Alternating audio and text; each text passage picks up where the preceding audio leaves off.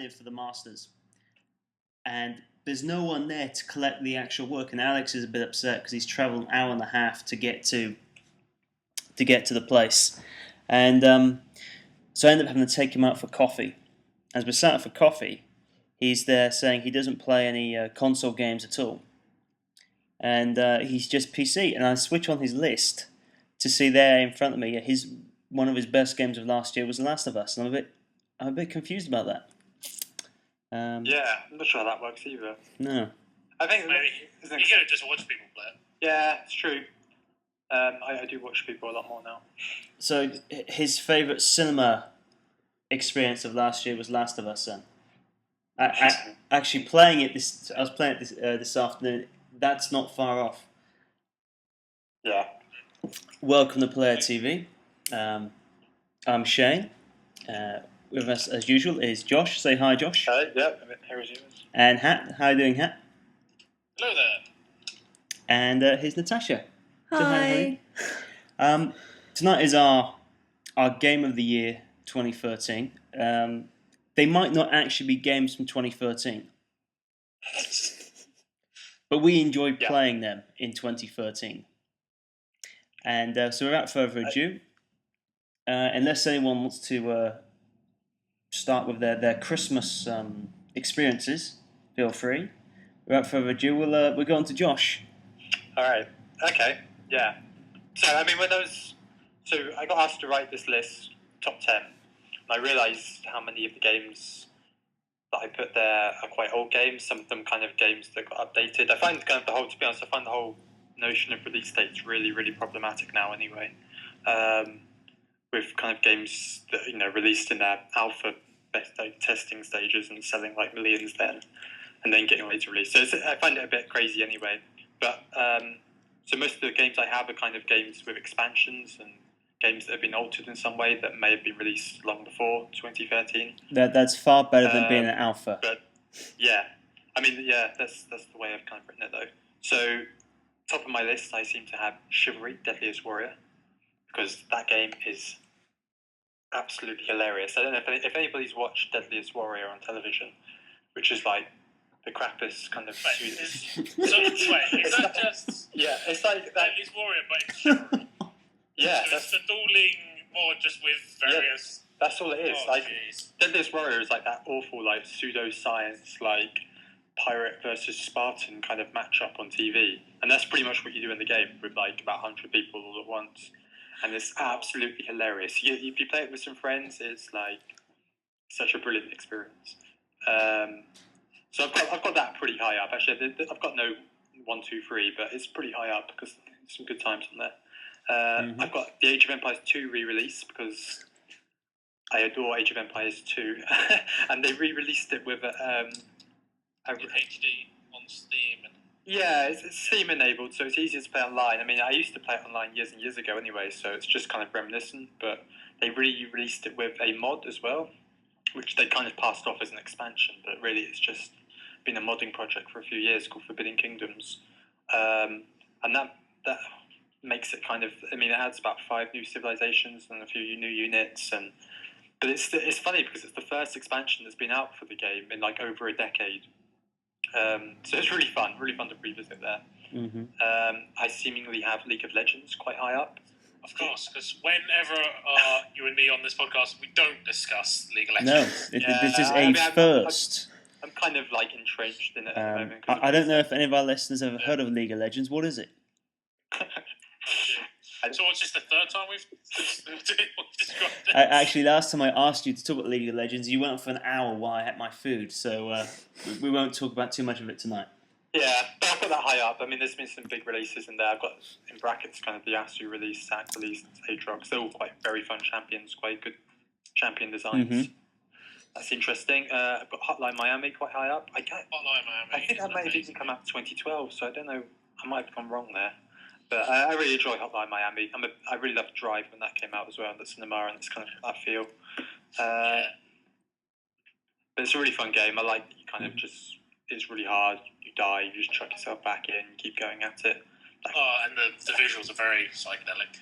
Oh, yeah. Cool. Oh, they're making a Hotline Miami too as well. Oh, nice. Yeah. Which I don't know how they're going to improve that, but it should be really interesting to see where they go with it. Yeah, I've got Papers, Please is in there.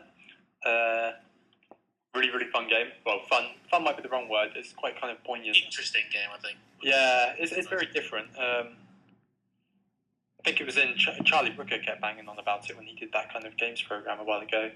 But it is really kind of interesting to have kind of this, to be playing as somebody that's making all these moral decisions and seeing kind of like the repercussions.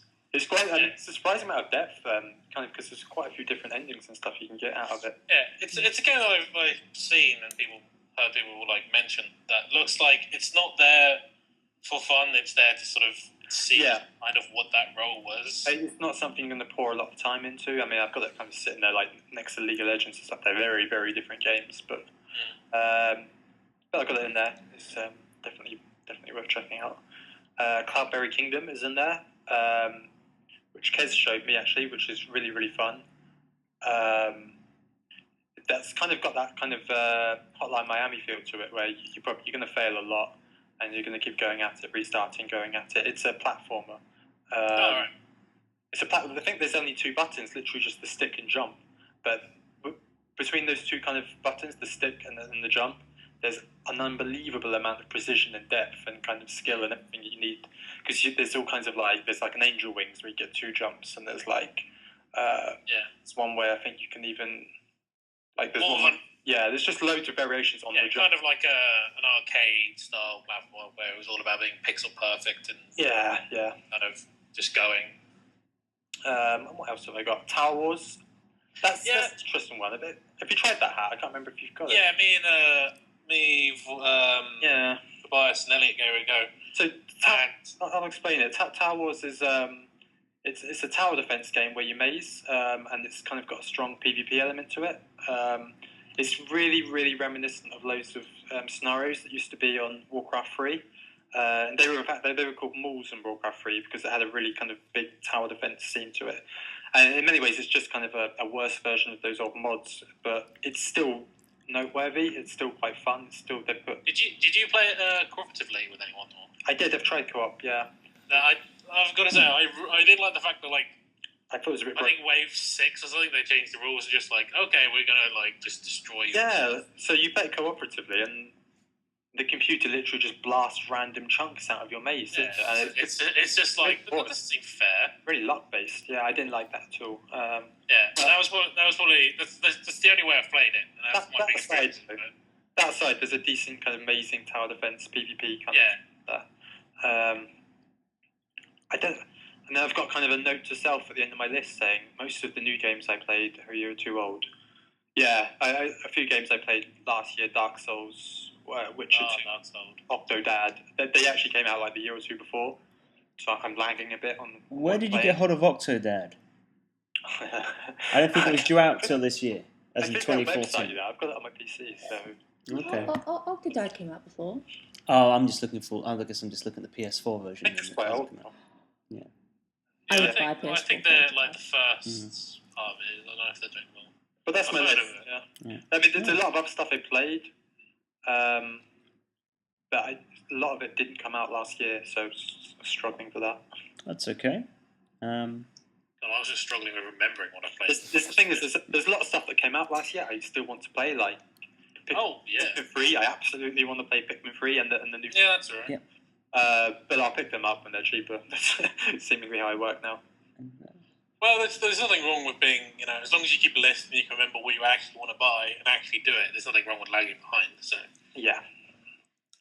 Yeah, like I said, release dates, I find the whole kind of notion of release dates pretty problematic now anyway. Well, yeah, it's just it comes out tomorrow, but I don't have money until, the following week.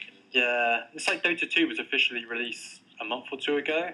Oh, yeah. It's been having, world championships for a few years now. And it's been out, they had the third international last year. So, have you seen DayZ, the zombie game? Yeah, I heard they've made the standalone now, haven't they? They've actually got. Does it work now? They released it in the alpha stages, and over the Christmas period, it sold over 1 million copies on Steam. Well, after all the bad press from 6 months ago, it's still sold. Yeah, it's sold over 1 million. It's like a wow. huge success. I've got friends that went off it. Yeah, I've heard the standalone is actually pretty terrible, but it's still DayZ. If they make it better, it's gonna be quite happy. It's a really interesting idea. I haven't played it, only watched it. So yeah, but it's doing phenomenally well. Yeah, that's amazing. The stages. I mean, considering that Richie got taken off, lying about what the game actually was. They lied about it. Am I thinking of Warzy? You might be You're thinking of World War Z? No, not World War Z. That's a film, honey, a series. Oh, okay. I thought... DayZ is this. It was originally a mod for Arma 2. Yeah, and really successful mod, really fun mod. It's like an open world zombie game where you can kind of make up your own kind of stuff. It's a survival game based in like post-apocalyptic zombie. Yeah, they're releasing a standalone, and they released it on Steam in its alpha stage, so far away from any kind of completion. Probably full of bugs. I haven't played it, but I can just. Oh yeah, I've heard it's actually rather terrible. Yeah, outside of that, many people probably would have brought it going. It's an alpha. It's going to get better. It should be. Like DayZ, so a game that's in its alpha stages of development should be pretty kind of shoddy and kind of wild, but it's doing phenomenally well. Yeah, so release dates, bit of a weird notion now. Yeah, it's now with crowdsourcing and being able to release early access stuff. It is a really weird sort of paradigm. Yeah, that was my mistake. I wasn't the one that made the mistake because that search comes up in Google when you put on DayZ taken off Steam. Actually comes up, but no, it was the Warzy that got taken off Steam. Okay. Yeah. That doesn't surprise me. But yeah, there's my games. I've got them. Mm-hmm. Probably missing quite a few stuff. Yeah, there was a lot of games. There are just lots of games. Yes, there just are. Yeah. Cool. We've got to say, at some point, I need to actually play Chivalry with someone. I've got it. I haven't got Dead Leaves Warrior, I don't think. It's really a game you need to play. If you play it with friends, it's so much fun. Oh yeah, it's just that when we got it, it never happened, so I kind of needed it for space, so I deleted it. But I just have to reinstall it. It's one of these games I've been saying for years and years ago. I was playing first-person shooters like Battlefield and stuff. Why is there not a medieval version of this with swords where you're just charging into each other? But that's all Chivalry is. So it's good to see it out. Yeah, I can imagine it being pretty interesting.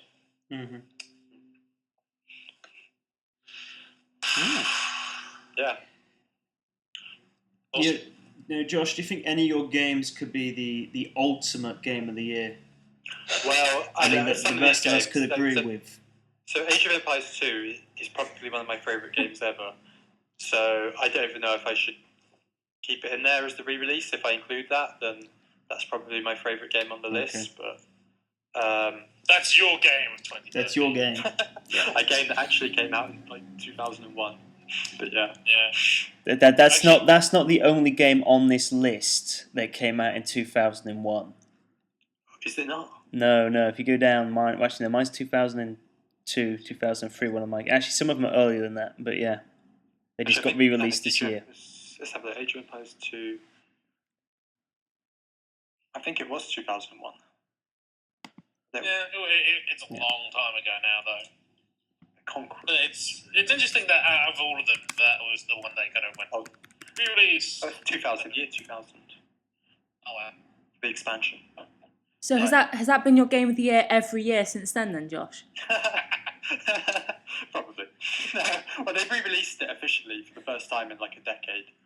So technically I had to mention it because it came out, and if I do that and it's still I still rate that game a lot, then I probably wouldn't have included it in the 2012 one, for example, if I did one.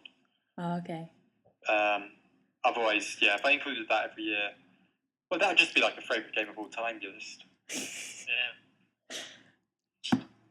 This defines all my gaming experience. Okay, how about you? How you doing, Hat? We haven't spoken to you in a while. Oh, yeah. You had a birthday recently. I did. You did. Happy birthday. See what odd choice to bring up. When was it your birthday?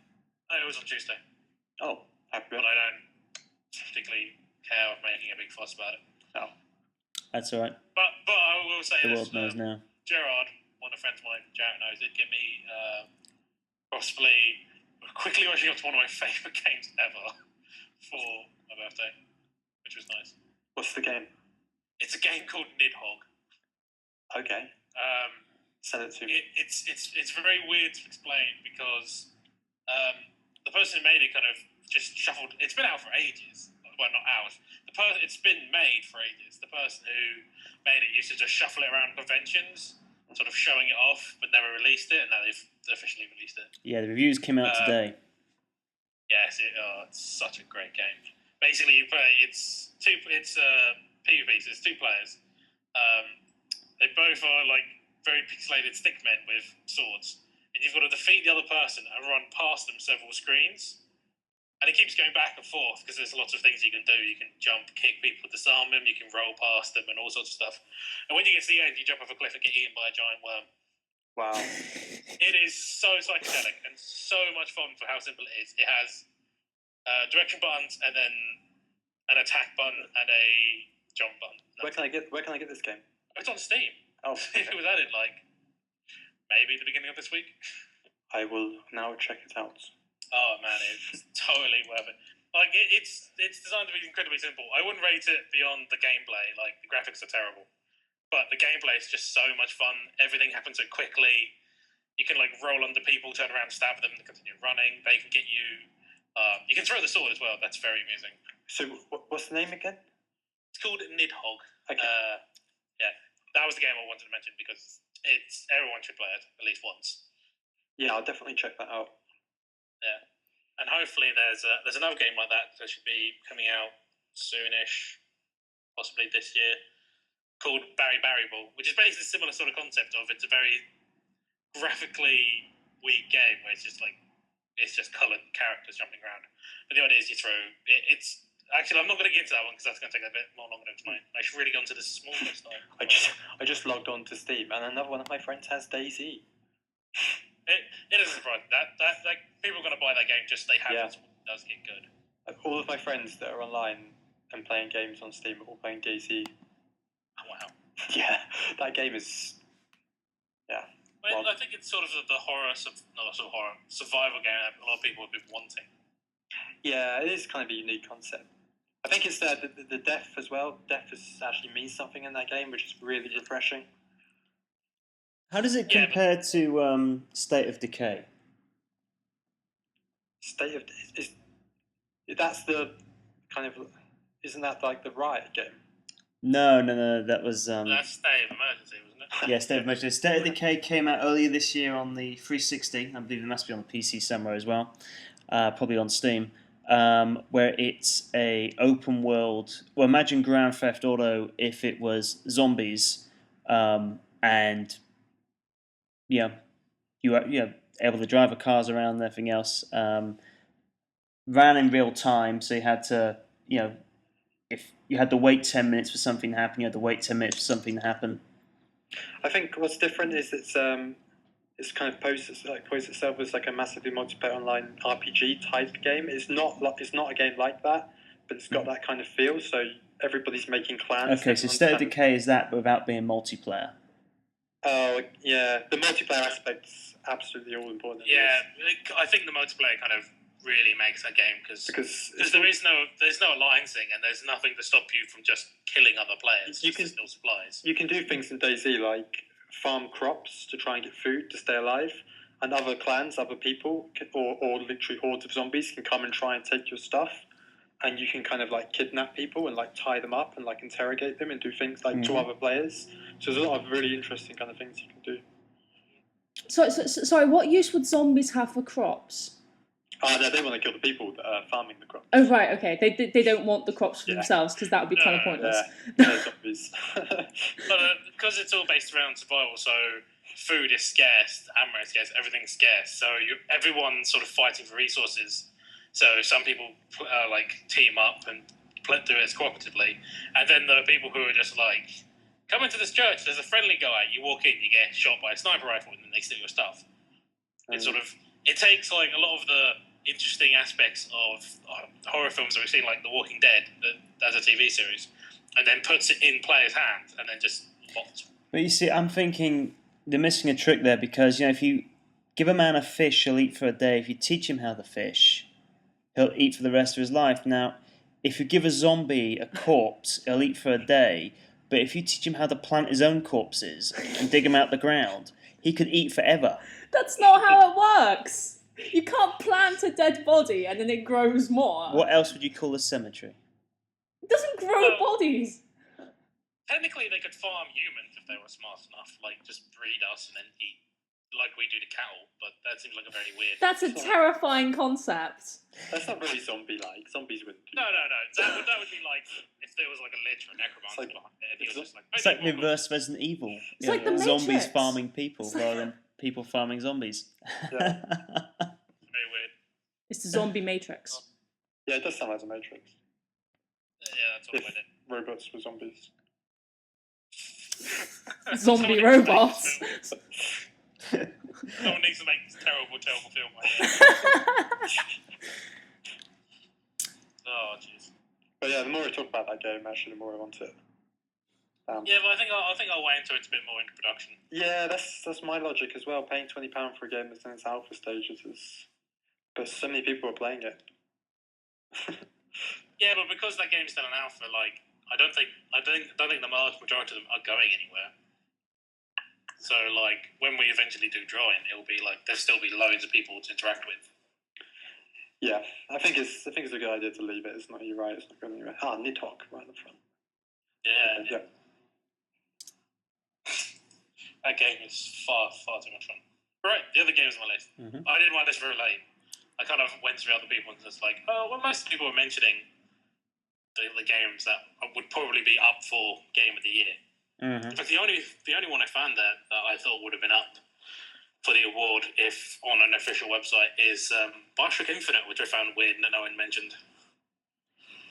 Because that game is awesome. I played it. It just and I really got excited every single time I went to play it because I owned it. And then once I was actually playing it, I didn't enjoy it every single time I went to play it. I really enjoyed that game. I just found it. Just the story, the combat was very good. All of it, I just found really interesting and. I agree with what you're saying. It's just when you put those together is where it didn't work for me. Is it much different to the other Bioshock games? Because I played the other two a lot. Atmospherically, yes, it is very different. Because in the first one, you saw the civilization's already sort of crumbled and dead. You're basically going for its corpse with a fine-tooth comb. While in Bioshock Infinite, what you were watching was the fractures in a society that seems perfect, and then just it going downhill. Yeah. And it's such a great. The setting. Did a really good job on it. The setting. From all the trailers and the playthroughs and stuff I watched of it, the colours looked amazing. It looked really vibrant. Yeah, like at the beginning it is, because the idea is you turn up on this floating city called Columbia. Yeah. But that's meant to be this perfect society. And then that's what you get when you're first there, and you get the conversation, everything's normal, it's very religious, but yeah. And then racism. And then you start seeing like the really bad points and like where the problems are, and it just sort of just continues to go down and down and down. It's a really interesting take on like just that sort of society. But then you realise why the society's so bad, and who's behind the society being so bad. And yeah, that's all fun and interesting as well. I just found that the arena-style combat just didn't do it for me at all. And the weird, because the combat itself I liked. I liked the Halo style of combat. I liked the using the... they're not called... Vigors anymore. Well, they are called They're Vigors. called Vigors, not plasmids. And I love the crow one. Where the crows came in, that was fantastic. I enjoyed that a lot. But it was... it just felt monotonous for me personally. Certain battles over and over again. That, and I just got fed up with searching through bins. But no, otherwise, I every time I thought about playing it, I stick the disc in, get that trailer that would come up playing Beast, the song Beast, and that was like, yeah, I'm excited to play this.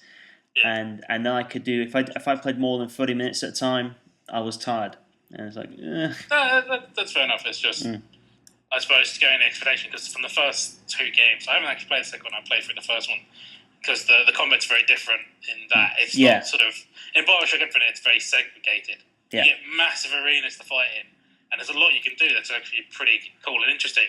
But it tends to be very a bit more like Gears of War, from what I know of that. That's very. You walk through an area, then you notice it's going to be a combat area, so you start the fight, and then you walk through some more corridors. Yeah. No, that's But while Bioshock 1 was very much like, it was all corridors and combat. Mm. But I think that's just that just preference and how to play, I suppose. It never was a problem for me. Like, I suppose because I was quite happy to engage in the separate parts of what they had segregated the story and the combat in 2 different ways. But that's just me. Yeah. Other games on the list, there's DMC, which came out earlier this year, which is the reboot of the Devil May Cry series. Nice. Yeah, they handed it to a new team. Oh, Ninja Theory. yes, Ninja Theory. It's a very odd game. I really enjoyed playing it, but I feel like its story was okay. The reimagining of the character was all right, unless you're really a die-hard Dante fan, and then it comes a bit squeamish. The only problems I actually really had with that game was the boss fights were so uninteresting. Which is, for me, where it really fell down. Like, the level's fantastic.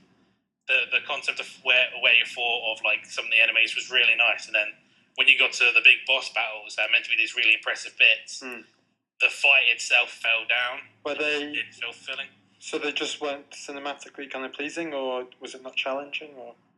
Kind of both. Like, they would look impressive, kind of, and then when you actually go into the fight, it's kind of like, oh, I just hit you. That's it. Yeah. I mean, there's a boss. For example, there's a boss with that's a giant like digital head, but the fight against him is really boring. He looks amazing, and the level up to him is really interesting. But like, there's a level in like a dance club, and the level up to the boss is really cool. Where you're running along this like really bright lit, neon flashing everywhere level, fighting enemies, and sort of having this. The bad girl like commenting. When you get to the fight, it's really boring. Yeah. And it's like, that was my only real criticism with the fight, all apart from the last fight, which was against Virgil. That's the only fight that really worked. Cool. It's kind of the opposite of Dark Souls. I haven't gone all the way to the top. I've only fought one boss. The bosses are kind of, generally speaking, very, very impressive in Dark Souls. They look like hell, and they kind of are to play as well. Yeah, like I've only done the first one, which is the tutorial one, and the Minotaur on the tutorial boss is the one that's actually a lot harder than you, isn't it? You're not meant to actually fight it. Well, you encounter it. It's the first like enemy that tries to kill you encounter. But the entire, which annoys me when loads of people are like, this is the tutorial for Dark Souls. It's like, no, it isn't. It's the tutorial is little bits of text on the floor, and then you walk into that fight, you immediately go left through the door. You don't even fight him. The funny thing is, you can actually fight him and kill him. You can fight him and kill him. Like, it's unbelievably hard, but yeah. Yeah, there's no real point, because your weapon's incredibly short range, you've got no defences, you haven't got a lot of the stuff that your class you need to fight with, and you can do it, but you might as well just go left, walk around, and then fight him a bit later, but you're a bit more prepared. I do love it's got that kind of freedom about it, though. Yeah, one of the things I like about Dark Souls is it established rules and then stuck to them. Yeah. Any enemy you could see, you kill in any way you wanted. I think it's refreshing when the rules are set in stone, and you think, well, how can I go around these rules? How can I bend them? Yeah, I mean, like if you saw a boss like miles away, but you could hit him with an arrow, you could sit there and kill them with arrows. Yeah. It was. You could see it, you could kill it. There was nothing they presented that was literally unkillable, which is really nice. And I really loved the exploration in that game. Just the environment was really cool to move around in. Yeah. On the list, I had Got Rayman Legends. That's a great game. Rayman. Rayman, yeah. It's Yeah. the sequel to Rayman Origins. By sequel, I mean it's another Rayman game that's really fun to play. I've got it on the Wii U, and it uses the touchpad, which is really cool. But you have levels. It's best to play with a friend, though. Because they have levels where you play as this little guy where you're meant to touch the screen in, like, rhythm and stuff like that. Murphy! And it's just easier with another player. Now we've got Rayman Legends. I'm not the biggest Rayman fan, but I am enjoying Rayman Rayman. Legends. I really am, and maybe because I've dressed Rayman up as Mario is one of the reasons why I've enjoyed playing it. And music levels. And the music levels, those last stages per world are fantastic. The music in that game is great, and it's a very well put together game. It is, yeah. The only thing it really lacks is a story of any kind. But it's not supposed to have one, really. Well, that's the weird thing. Origins, which is the one before this one, was meant to have a story, but they just took it out for whatever reason. It's still a very fun game, but if you read the manual, it's like, and then the big boss man was in pain. The nymphs had to summon Rayman, but they were lazy and forgot his arms or something. So there was a story, and it's interesting that they then took it out, but still had this really fun game that was just all about gameplay. Although in Rayman Legends, I do enjoy the little cutscenes in each world with the evil little blue man that's stealing the princess every time. They are quite fun. But you get to play the Rayman Origin stages. Having not played Rayman Origins, are they the same stages from Rayman Origins? I think there's slight differences, so you can use the touchpad guy, whatever his name is. But I think they are pretty much the same in a lot of cases. It's really interesting just how the game sort of came about, and that's how big of a success it was, especially Legends, which was meant to have been out 2012 or early 2013. Yeah, it was especially a relaunch title, yeah. Because, I never fully understood the reason, but it basically got delayed, so it could be on all three consoles instead of just one. Yeah, so it was supposed to have an exclusive Wii U kind of game, and then all of a sudden they decided to delay it, and it looked like the reason being was because they wanted to make sure it could go on other systems as well, and not lose sales by putting it on the Wii U and make it look like it was an afterthought for the other consoles. That's the rumored answer to that question. Yeah, I don't know if they ever made an official statement why, but I think it sold decently well, and it's actually really cheap for them to make because of the engine they use, which is really cool. But it's a beautiful looking game, and that first music stage in particular, Black Betty, as you go around for that castle, that's fantastic. Oh, yeah. That was a great level. That's cool. I have. This next game is basically an expansion, but it was just kind of a standalone game. Actually, I think they just treat it as an expansion, in fact, which is the expansion to StarCraft 2 called Heart of the Swarm. Which, yeah, what do you think of it? It was great. Like, the story mode was fantastic as always. Like, Blizz is one of these companies that just does RTS really well. They have their own little style of it, and it's amazing. Well, RTS is a really troubled genre nowadays. And StarCraft is probably the only kind of big, legitimate real-time strategy that's out there now. Literally, there is nothing else. Yeah, I think there's Planetary Net. There's a cut. They occasionally pop up. Planetary Annihilation is looking good. Yeah, but like I think RTS is kind of pop up regularly, but they never seem to stick. They never seem to be able to hold on. But like StarCraft has managed to. StarCraft 2, Wings of Liberty was great. Really interesting story. The gameplay worked really well. Heart of the Storm just expands it in multiplayer. You get a few more units. That's new dynamics. What units are noteworthy in Heart of the Storm? Because I played StarCraft 2 a lot, the original. I haven't played the expansion yet. My favourite unit for Terran is now called the Spider Mine. You make a mine, it literally runs out, digs into the ground, and then fires rockets every now and then. But the rockets are devastating. So it's a mine that digs into the ground. Yeah. Did you play you can't target it? No, you can target it if you can light it up because it's a permanent thing. Explode. It just starts firing off rockets. Well, I used to play the original StarCraft and Brood Wars a lot, and I played StarCraft 2 a lot. I just haven't played Heart of the Storm yet. Yeah, but and then in the So that's an interesting thing with the Terran, and they have the Hellbat and the car with the flamethrower on it have basically become one unit as well. Okay. And there's a few other changes. Zerg have got my favourite unit from them now is I believe it's called a Locust Swarm. Okay. And it digs into the ground and it just spawns 2 units every now and then. Ooh. And then you could literally sit outside a base with like 20 of them. Do they take up your population then? The summon units don't. Oh my goodness. Yeah, but it's to reinforce that sort of swarm aspect of it. The thing that's in the ground doesn't take up your population either. The thing in the ground does, but the spawn doesn't. So you could have, I think they might cost 2 or 3 populations, so you can have a decent number, and then out of that you get another 2 units that live a certain amount of time. How often do they really powerful? I don't know. I know the life cycle of what they spawn is the same of the cooldown, so you constantly have them. Okay.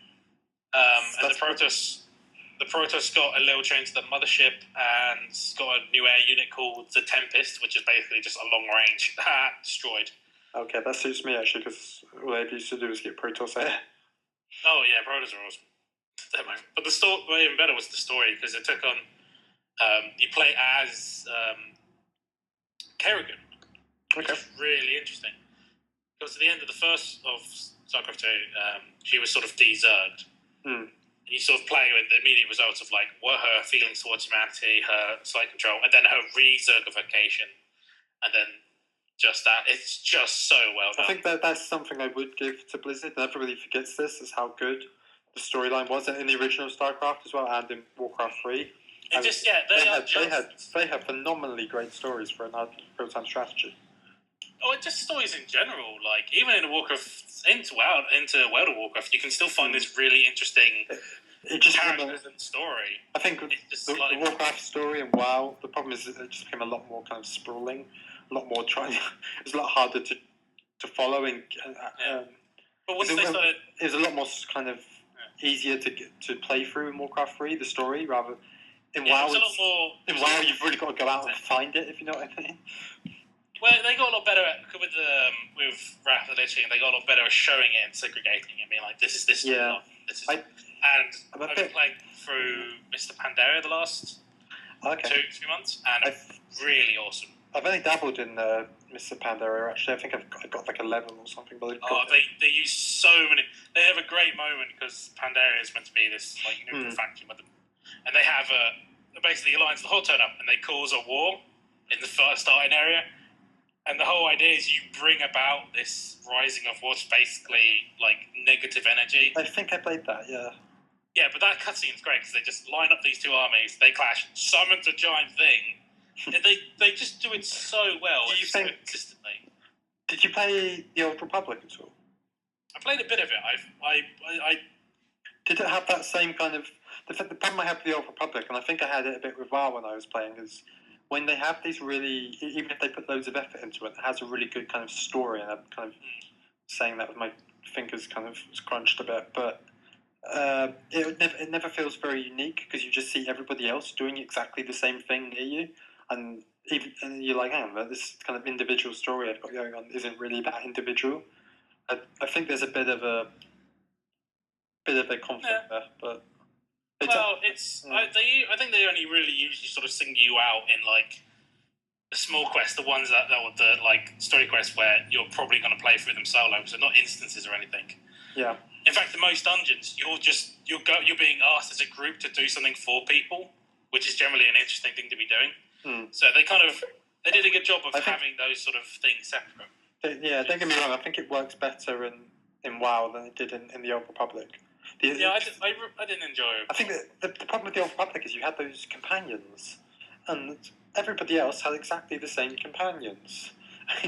And it absolutely destroyed kind of... my problem with Old Republic was because we had a character. I played a bit of a character on the Sith side and a bit of a character on the Jedi side. Yeah. The problem there was I picked basically the same character role, which was basically like the utility mage kind of guy. And the Sith one was so much more interesting. Yeah. Like, the Jedi Consulate guy had the most boringest storyline. And everything was just boring. See, I played as the commando loads, which was really like, we got this new mission for you. Go do this. So it was okay. It was okay. As I said, I really wish they just made a single player game because Knights of the Old Republic. Oh yeah, I think if they could probably still do that if they could just make another that sort of style game, Knights of the Old Republic, I really with, wish like they would. with the MMO like graphics and stuff. That would probably do really well. I mean, the Old Republic had, I think, it was the biggest budget of any game ever because of the amount of voice actors and stuff it took. Yeah, because they didn't voice like Yeah, there's loads of cutscenes. every single class for every single faction has its own unique story, doesn't it? So, I mean, that's every class has their own unique one. That's like an enormous amount of content. Yeah, maybe I meant to say side rather than the faction, but yeah. Yeah, but it was like my only problem was like I found the combat wasn't particularly interesting. Even on the Sith side, it wasn't that interesting. But it was better. It was very much a WoW game with kind of nice... I feel like kind of like older WoW though. I do worry that the new Elder Scrolls Online is probably going to be quite similar.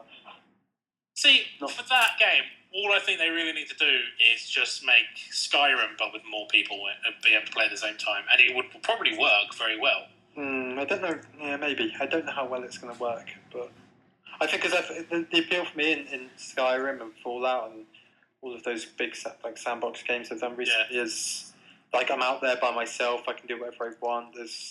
If I was out there and other people were there, I don't know how it would get balanced, for example. And the combat would have to be far, far more sophisticated because it's not in Skyrim or Morrowind or any of those games. Well, I don't think it necessarily would have to be complicated. It would just have to be able to allow people to do... It would be really unbalanced if they kept kind of the systems they've kind of got at the moment. Well, if they slowed it down and it became the dice throws became more obvious, then it might work that way.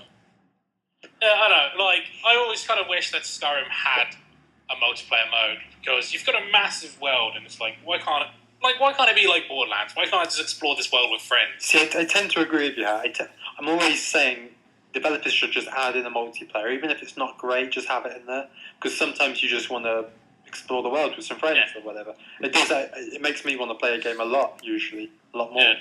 Yeah. In this example, I don't know. I've got reservations. I need to play it really, but. I think it'd be like it's something I really maybe like they might have to mess around with how combat mechanics would work, but I really can't see why they couldn't have at least done like an expansion for Skyrim experimenting with the idea of just like you can play with a friend of this small area or large area or somewhere where you could play with a friend and just see if it works, if people enjoyed it, because it probably wouldn't cost them a lot to do it. Well, relative to just making an online game, an MMO. Tell us about Ni no Kuni. Oh, dude, the only reason I put this on here is because I was looking over my games. It's like, oh yeah, Ni no Kuni. I really enjoy that game. It is a Japanese RPG in its almost purest form. It's full of grindy. It's actually done by the people at Studio Ghibli, along with Level 5. Okay. So all the character designs are incredibly cute. So it's turn-based, it's levels... It's sort of... No, it's not turn-based. It's like real-time action. So you've got you do an action, then you have to wait to recharge, and you can do an action while running around. Okay, so it's kind of like the Tales series?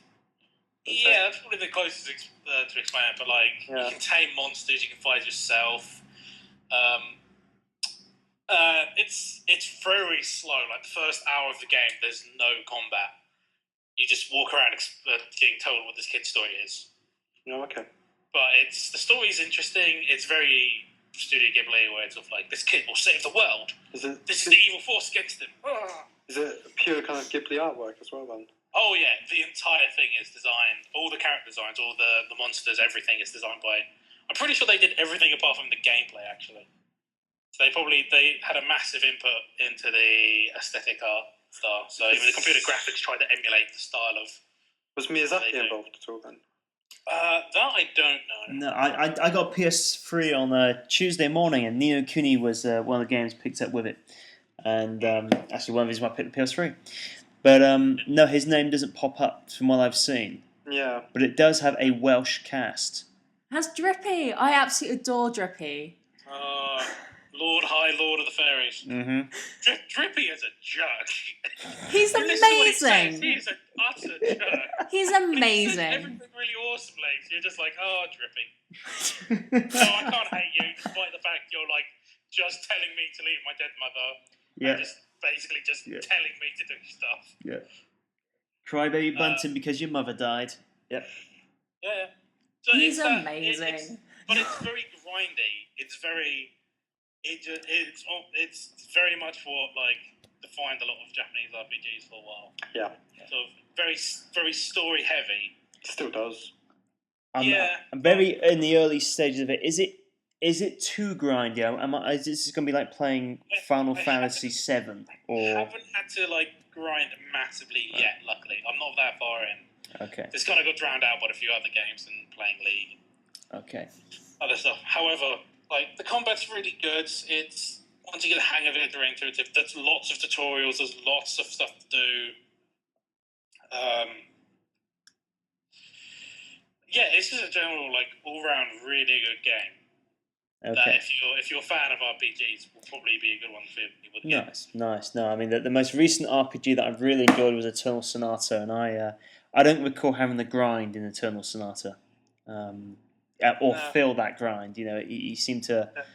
There's only really been one fight that was particularly tough, but it was a side mission. Eternal Sonata is a great game. I enjoy Eternal Sonata. That was a good game. There's a PS3 exclusive version, isn't there, where there's loads of extra content? Yeah, there's a different ending as well, apparently. Yeah. Might be worth picking up. Maybe. Wouldn't surprise me. Mm. But those basically the games I thought from last year were really good, worth mentioning, and basically any other. But the thing is, the only one out of them I really think will ever be up for game of the year from a lot of websites and such will probably be BioShock. I don't think they're interested in any others big. I don't think that's not a big deal though. I look at my list and I don't think any of them would be up for maybe Papers, Please, purely kind of on a critical kind of level, but I doubt any other games would be up there. Chivalry certainly would be. No, but those games are very much geared into a different vein, I feel. No, Ni no Kuni and Rayman Legends made quite a few top 10 lists actually across the internet. Ni no Kuni. I'm rather surprised by that, at least. Yeah, no. Quite a few people found Rayman Legends their their top 5 games actually. Well, that really surprises me. Yeah. I'm sure if you ask a lot of people, it depends on who you ask though. I'm sure a lot of people would say Heart of the Swarm. I'm sure a lot of people would probably say I really enjoyed Heart of the Swarm, but I kind of feel as you got to the end of the year, it kind of became clear for a lot of people what would be in the top 5 games. I mean, Ghost came out recently, which will probably hit high because those sort of games do. There was Grand Theft Auto 5, which will definitely hit high because everyone seems to love those sort of games all the time. There was Saints Row 4, which, if you enjoy those kind of games, will definitely get into your top games. And there were a few others, and even the indie hits that sort of come out, you can almost predict what they were at the end of the game, at the end of the year. As long as games are successful, I don't really care. I'm not up for I'm not up for going, these are the best 5 games this year. It's whatever. Just, you got to say what you enjoyed. Yeah, and I enjoyed those 5 and several others are on this list. Okay. Tasha, what were yours? I've written on this list that it's in no particular order. I've just realised it's actually I've started at number 1 and just gone down the list. I've only just realised that. So I'm going to go backwards. Alright. I don't know how many of these games actually came out this year, but these are games that I've played this year. The first one is Techno Kitten Adventure, which might actually be the greatest game that I've ever played. It's a proper indie game. Just jeez, that doesn't look right.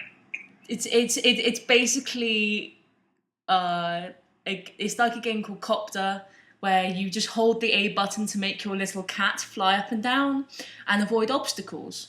Oh, sounds like Jetman. reminds me of Unicorn. Yes, it's just like that weird unicorn game. Oh, I love these games though. Yeah, sounds just like Jetman. But if you like techno music, Yep. just play that game. Seriously, the soundtrack is amazing. Yeah, I'm gonna try and find this game right now. It's very good. I took one look at it and then you described it. I was like, it sounds just like Jetman. I was like, and it's got techno music. Wow. It's like, I'm so Put this way, after I played it the first time, I actually then went and tried to download 2 of the songs. It had 3 levels when it came out. It's now got 4 or 5 on the Xbox. I think it's got more on the iOS. But yeah, I play it on the Xbox. Wonderful game. Can easily spend an hour or more playing it. It depends on how easily you get distracted though. The whole point of the game is it distracts you, so like things will flash up on the screen, or there's one level where the screen literally vibrates. And there's another level where you just get flashes every couple of moments. It's not good if you have epilepsy. Definitely not good. But it's definitely worth looking at. It's a wonderful game. I really enjoy playing it. I will definitely be trying to check this out. In fact, I've just turned on my Xbox to try and find it. It's officially classed as an indie game. Okay, great. It's an indie game, so that'll help you find it. My next one is Trials Evolution.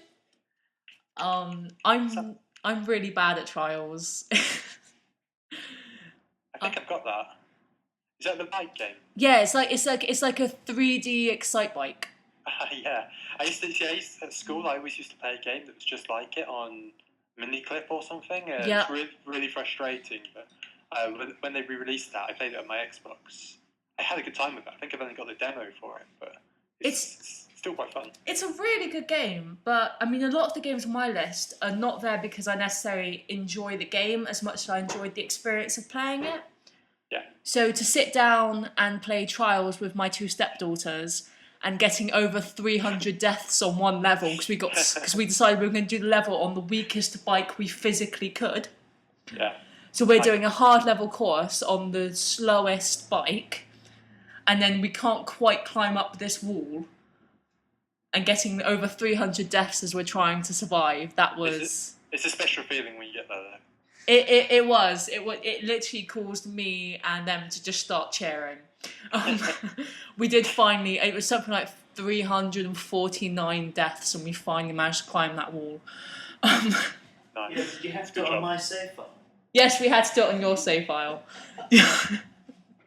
Casually wrecking Shane's save file on Trials. I did do the level afterwards though and get only like 2 deaths on the whole course though, so you're welcome. Thank you. The next one is an iOS game called Ridiculous Fishing,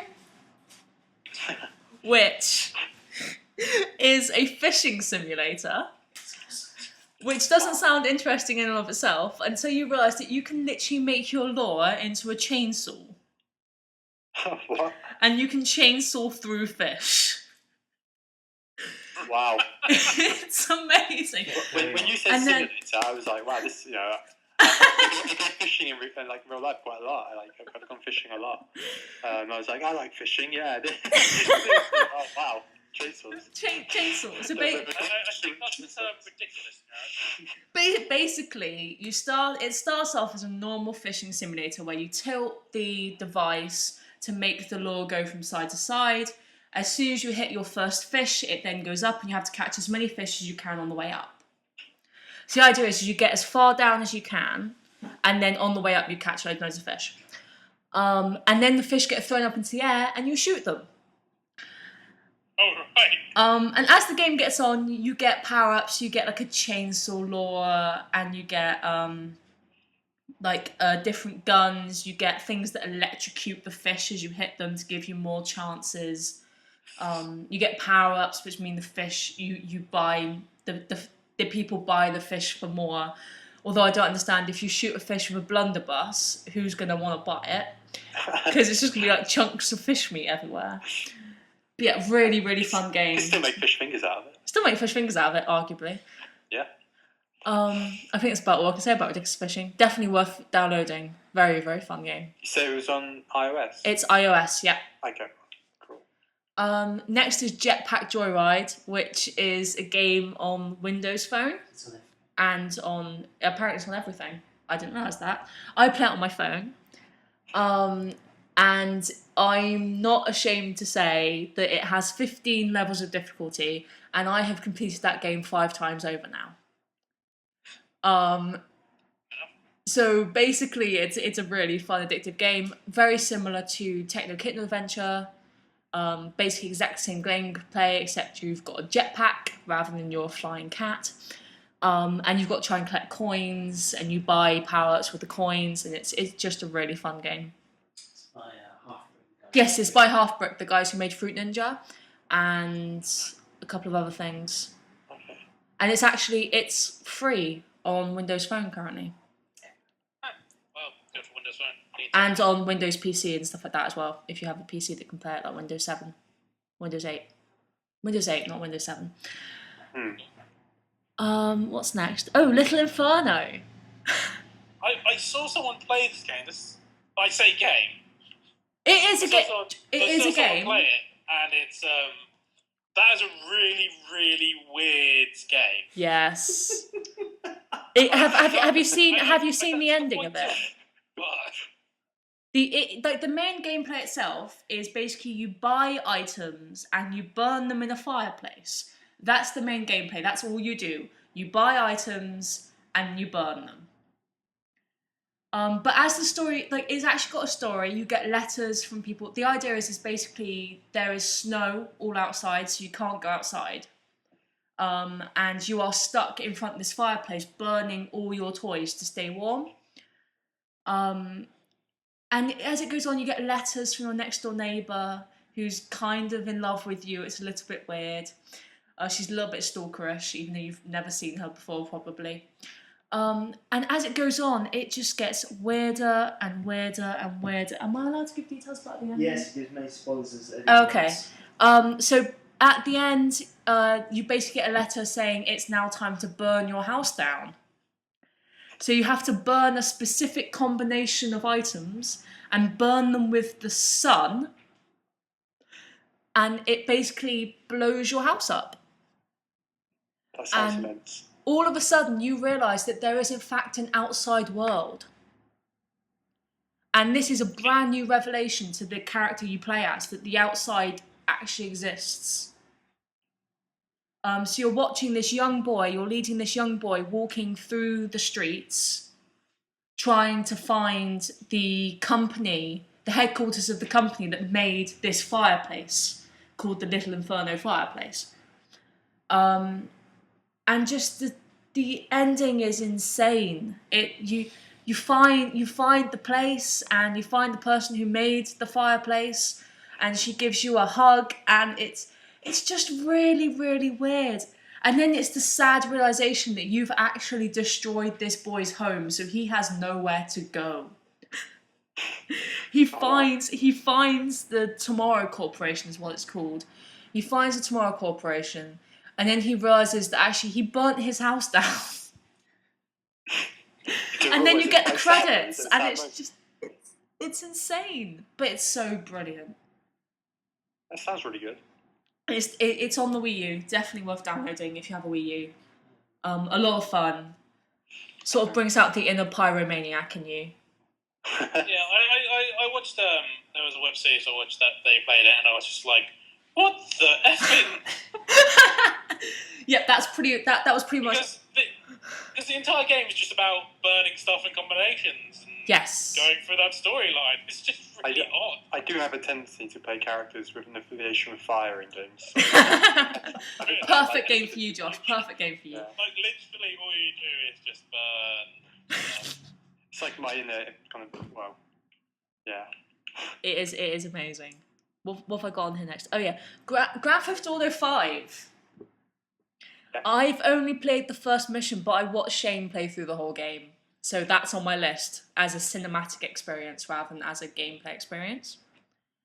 The reason it's on my list is because of Trevor. That is my reason for liking Grand Theft Auto 5. I mean, yeah, sure, the story's brilliant, and I guess the other character, but Trevor.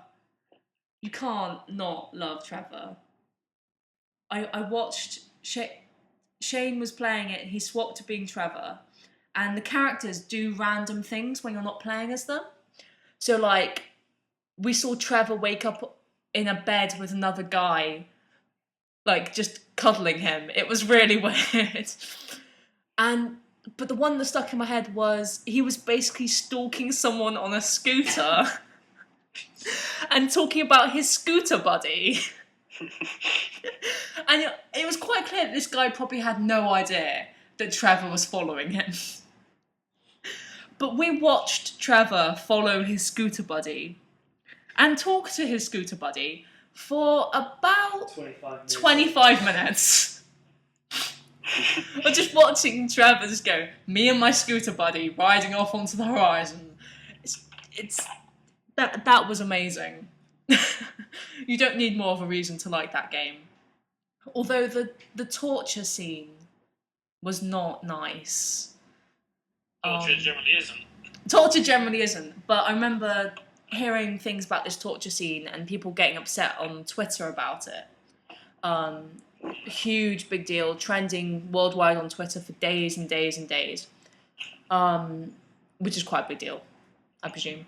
But yeah, actually watching it was like, okay, no, I can see why this has upset people. It fits in with the story, it fits in with the character, it's something that Trevor would probably do. It's not unrealistic, but I think that's why it upsets so many people.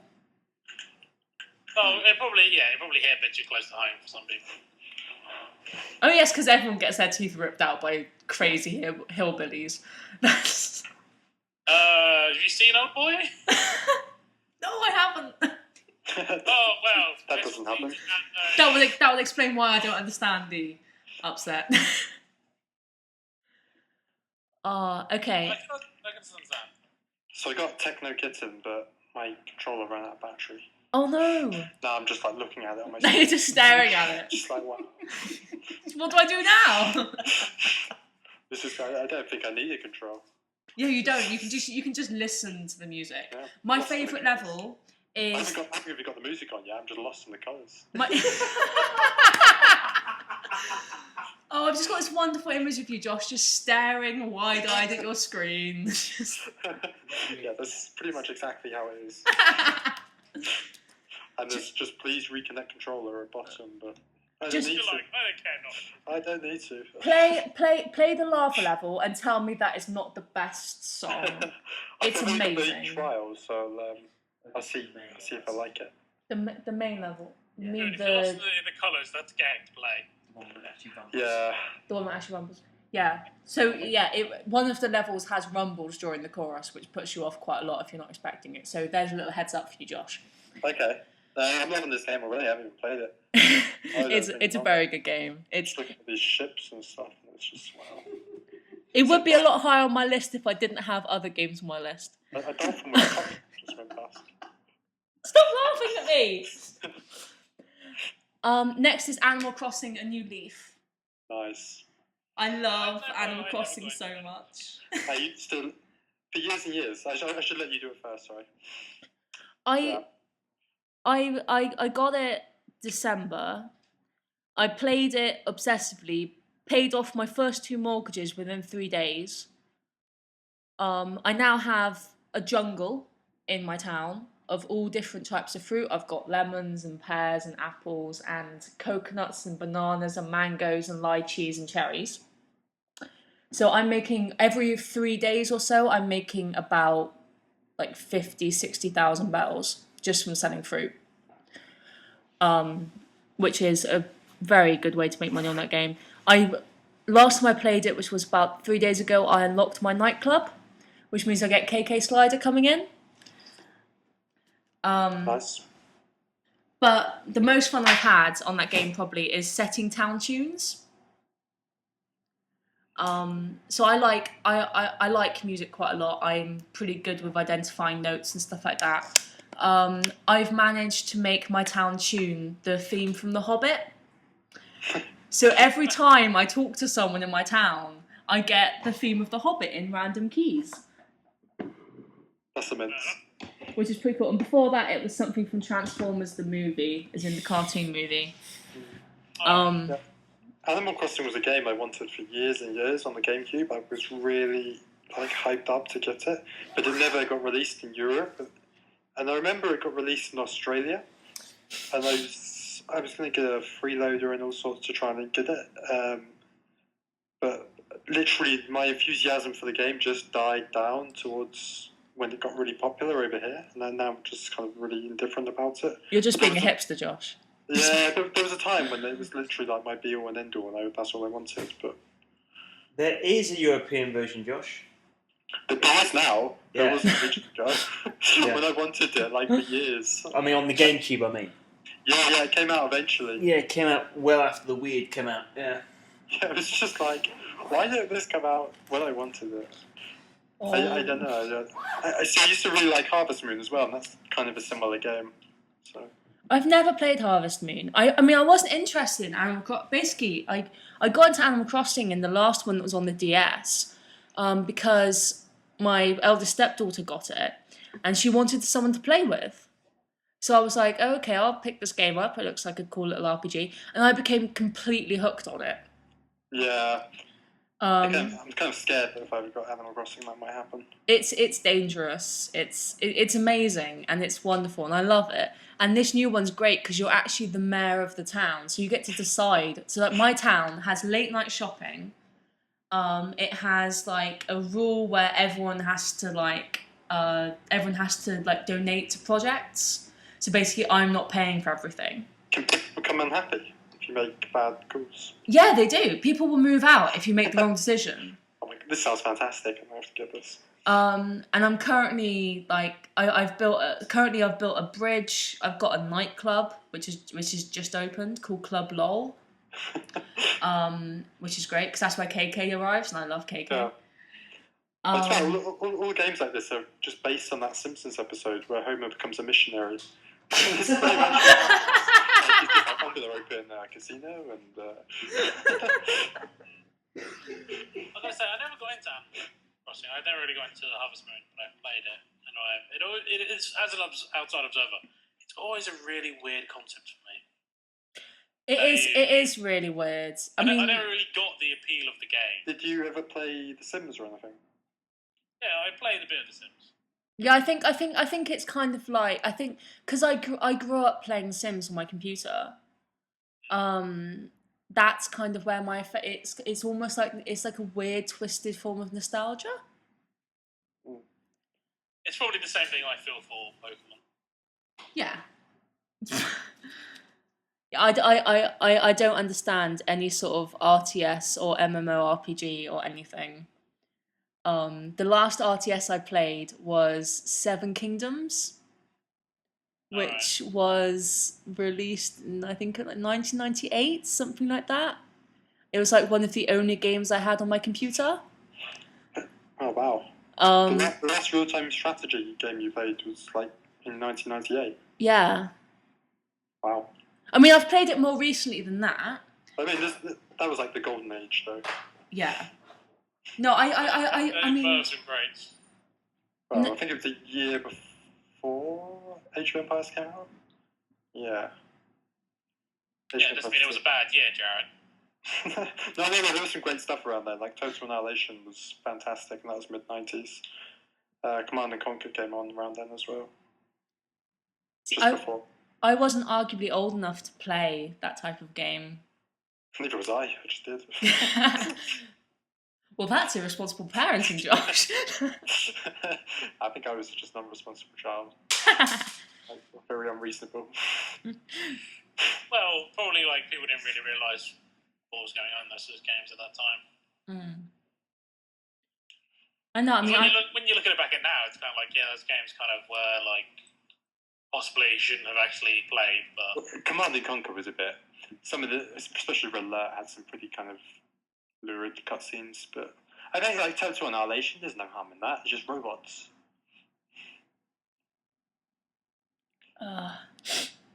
Okay, I've also got Scribblenauts Unlimited, so I'm on my top 3 now. Scribblenauts Unlimited. I love Scribblenauts. Never played. No? No, at the time, every time it came out, like I didn't really have the thing for it, and I just kind of missed the hype and never really cared. You don't know true joy until you're riding round on a tame, robotic rainbow Cthulhu. Yeah, you see, that's what I hear. Everyone just summons Cthulhu. It would seem. See, I've realised, like, in the DS game, I never really used Cthulhu, like, but in the Wii U version, it's just the easiest way to solve any puzzle. Break down this wall. Oh, I'll use Cthulhu. Summon a monster. Use Cthulhu. Fly up here. Use a flying Cthulhu. It's just... Wait, is he just flying away? No. Actually, Cthulhu, you actually have to type in flying or give him wings. What different platforms is this game on? Just the DS or?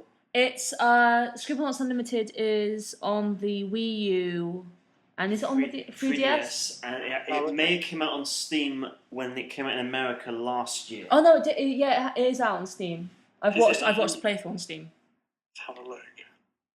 It's a very fun game. I think the PC version has things like Nyan Cat and Keyboard Cat. I'll keep a lookout for it if it comes on sale. But It is worth picking the up. Wii U version has Link and Mario. Yeah, the Wii U version has Link and Mario and all that you can type I in. won't bother with the Steam version. Yeah, not compatible with Steam. Link and Mario. Link and Mario, you know. Can't compete with that. See, I don't have that. Like, I think a lot of people do have that sort of mentality towards Nintendo stuff of just like, oh, it's got these 2 characters in it. Yeah, I'm gonna get that. I really don't have that mentality. I definitely used to. Oh, I can imagine. I probably did like when Sega was a big thing and Sonic was around, but otherwise, like, I never have. That's why you buy Smash Brothers, because Sonic's in it. It's the only reason. Yeah. Smash Bros. Is fun. I don't know what to say. I'm lost for words, Shane. I'm lost for words. Oh dear. So number 2 is Pokemon X. Now, I haven't missed a single Pokemon game since Pokemon Red, Blue, Yellow. I have at least played every single one. I've owned at least 2 from each generation. I am probably one of the more diehard Pokemon fans. Do you go to the national tournaments? I went to a tournament once. I didn't perform in it, but I went to a tournament. I've got a friend that goes. It's the same age as me, and he goes to all of like the national tournaments and everything. It's like his life. Dude, that game is the competitive side of that game is like stupidly deep. Yeah, I don't doubt it. I used to be the biggest Pokemon fan probably ever, but I kind of just got into other stuff. I never really got to like I mean I love what Pokemon X has done to it. Like I love Pokemon full stop, but what Pokemon X has done with the revamping of the graphics and stuff like that, just updating it all. Is it just the graphics really that changed? Oh no, like no. New type. There's a couple of different things to combat in general. They changed some moves up. Okay, hang on. Pet peeve about the new type. All right. What's the new type? Fairy type. Oh my god. Why is Fairy super effective against dragons? Because they needed something to be super effective against dragons. But dragon's super effective against dragon. What's the logic there, Nintendo? Like, Fairies! In all fairness, like, dragons dominated a lot of the competitive scene. I beat the final person of the Elite Four with a dragon type because they had fairy types. I should not be losing to a fairy. Full stop. Are they really small as well then, the fairies? No, because you got There's Pokemon a like small number of Gardevoir, them, which is a Some of the fairy classic type. normal Pokemon. So you can get a giant fairy? Yes. I believe so. I think my notion of fairy is just fairy from Zelda though, which is like That's definitely not the right Yeah. fairy. I think. No. Firefly. No. I mean, Like, my only real problem Gardevoir's with fairy the name type. was Then you got Sylveon, which is a new evolution, which is a fairy type. Yeah, like Jigglypuff got changed to the fairy type of thing. Yeah. Snubble and Clefairy. whatever it's but it shook up like a lot of the competitive scene because suddenly you have reason to use all these previous normal types because they were really strong Yeah. against the So existing Pokemon have now become fairies. Yes. Yeah, you know, like Snubbup. Do you remember when they introduced Steel type and like Magnemite became Steel type? Oh, okay. They've basically done the that same. Vaguely, yeah. Yeah, it was basically that similar idea. It was, So I'm looking up fairy Pokemon. So Jigglypuff is a fairy, is he? Yes. This is outrageous. takes a certain amount of sense, I think.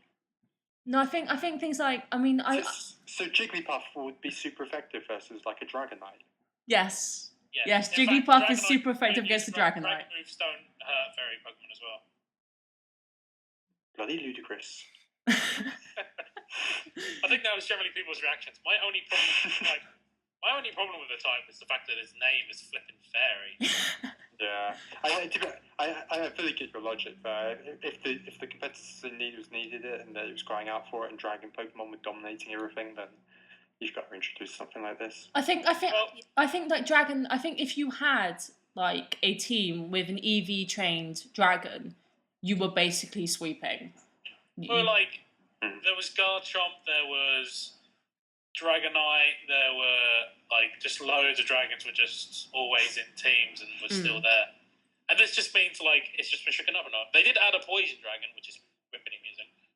Because poison is what defeats fairies. Poison and steel? So yeah, everything dies.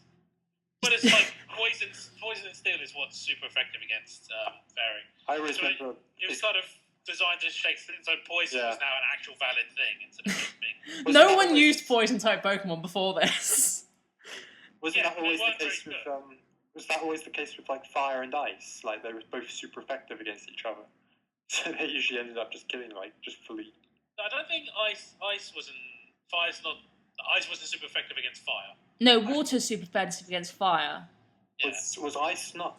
Oh, I thought No, it was. ice was super effective against. Wasn't ice super effective against either dark or steel? It was something really random like that. I think it was versus grass as well. Ice. And rock as well. To be honest, the typings didn't make sense to me. I've only just got into them. Like, this is what, Gen 6, Gen 7?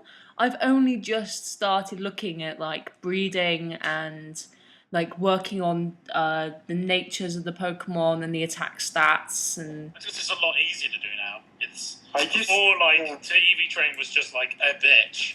Now it's incredibly easy, and it's got a really good learning curve to it now. When I played Pokemon loads, which was when Pokemon Red was out, I used to do all that stuff, but it was a lot harder. I had like 6 Mewtwo's because I literally just managed to convince random friends to give me their Mewtwo's and then start again.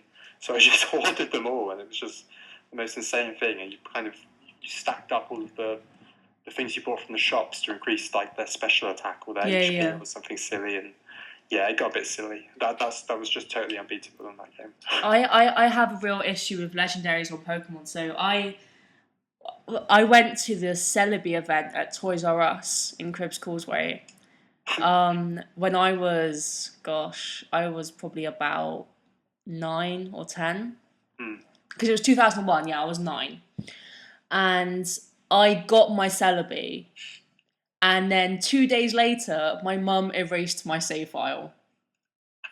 So I then lost my Celebi. That is like the most heart-wrenching thing that has ever happened. It was absolutely heartbreaking. It's happened to me before as well. I remember I went on holiday once.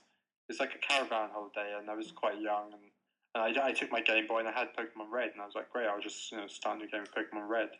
And I did, and I played. I must have poured about 80 hours into it or something, and then my cousin picked it up and started a new game and saved it. Oh no! It was just like, no. This is what we need, okay? We need this, Nintendo. We need multiple save files for Pokemon. Yeah. But there'll be Pokemon back soon, so. Pokemon back comes with a Celebi. You still can't do that in Pokemon. No, it's still just one so far. Yeah.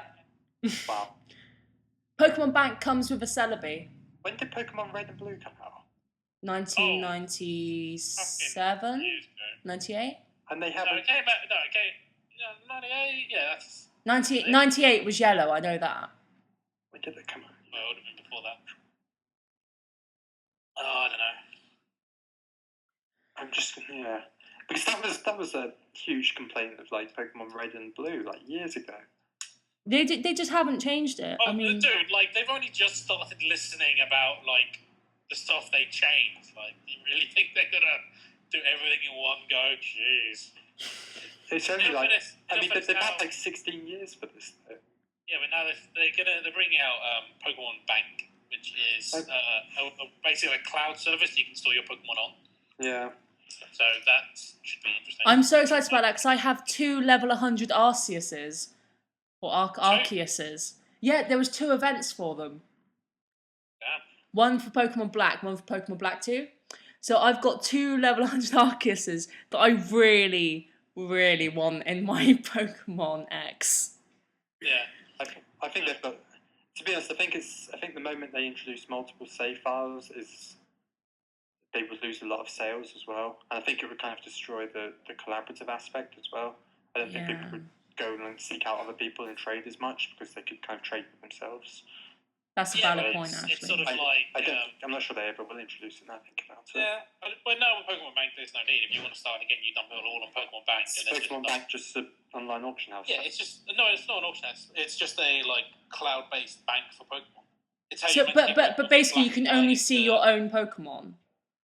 So I put all my Pokemon from Pokemon Black 2 onto Pokemon Bank. Like, you won't be able to see what Pokemon I have. and then you transfer it all to X and Y. Yeah. It's like trading, but it's only one way. Okay. Yeah, it's basically just as a way of getting Pokemon from the DS generation into the 3DS generation. Yeah. So, which I'm fine with, because that's I don't know. There's a lot of things I think they did right in Black and White, not Black and White in X and Y. So I think they've got to kind of keep doing, making those little changes for it to work. Yeah. I found that like the new viewpoint made it hard for me to navigate some towns. So things like Lumius, is that the name of that town? Which town? The big central town, the one that's got the big tower in the middle. That town is just crap. Because you've got the middle, and then you've got the north and the south. Yeah. And you have to be in the correct part to be able to get anywhere. Yeah, the general, just use taxis, it's a lot easier. The general design of that city is kind of, it's just, because it's meant to be a giant Pokeball shape. Yes. But you just get lost so easily. There is taxis, thank God, but there's no real landmarks or anything. But so. taxis cost a fortune. I wasted so much money on taxis when I didn't realise I was stood right next to where I needed to be. Yeah. Stop laughing. Stop. So I'm getting laughed at here. I can imagine. Okay, anyway, I think that's enough Pokemon. Otherwise I'm going to talk about it all night. This is another one that I could talk about all night. My number one game of the year is Minecraft. It's Nice. Minecraft. That's a good legitimate pick. It's Minecraft on the PC because of 1.7.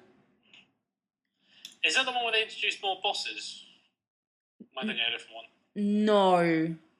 No, that was 1.6. They introduced the Nether Fortresses, which had more bosses than just the Ender Dragon. Yeah. This introduced horses and carpet and stained glass and a couple of other things.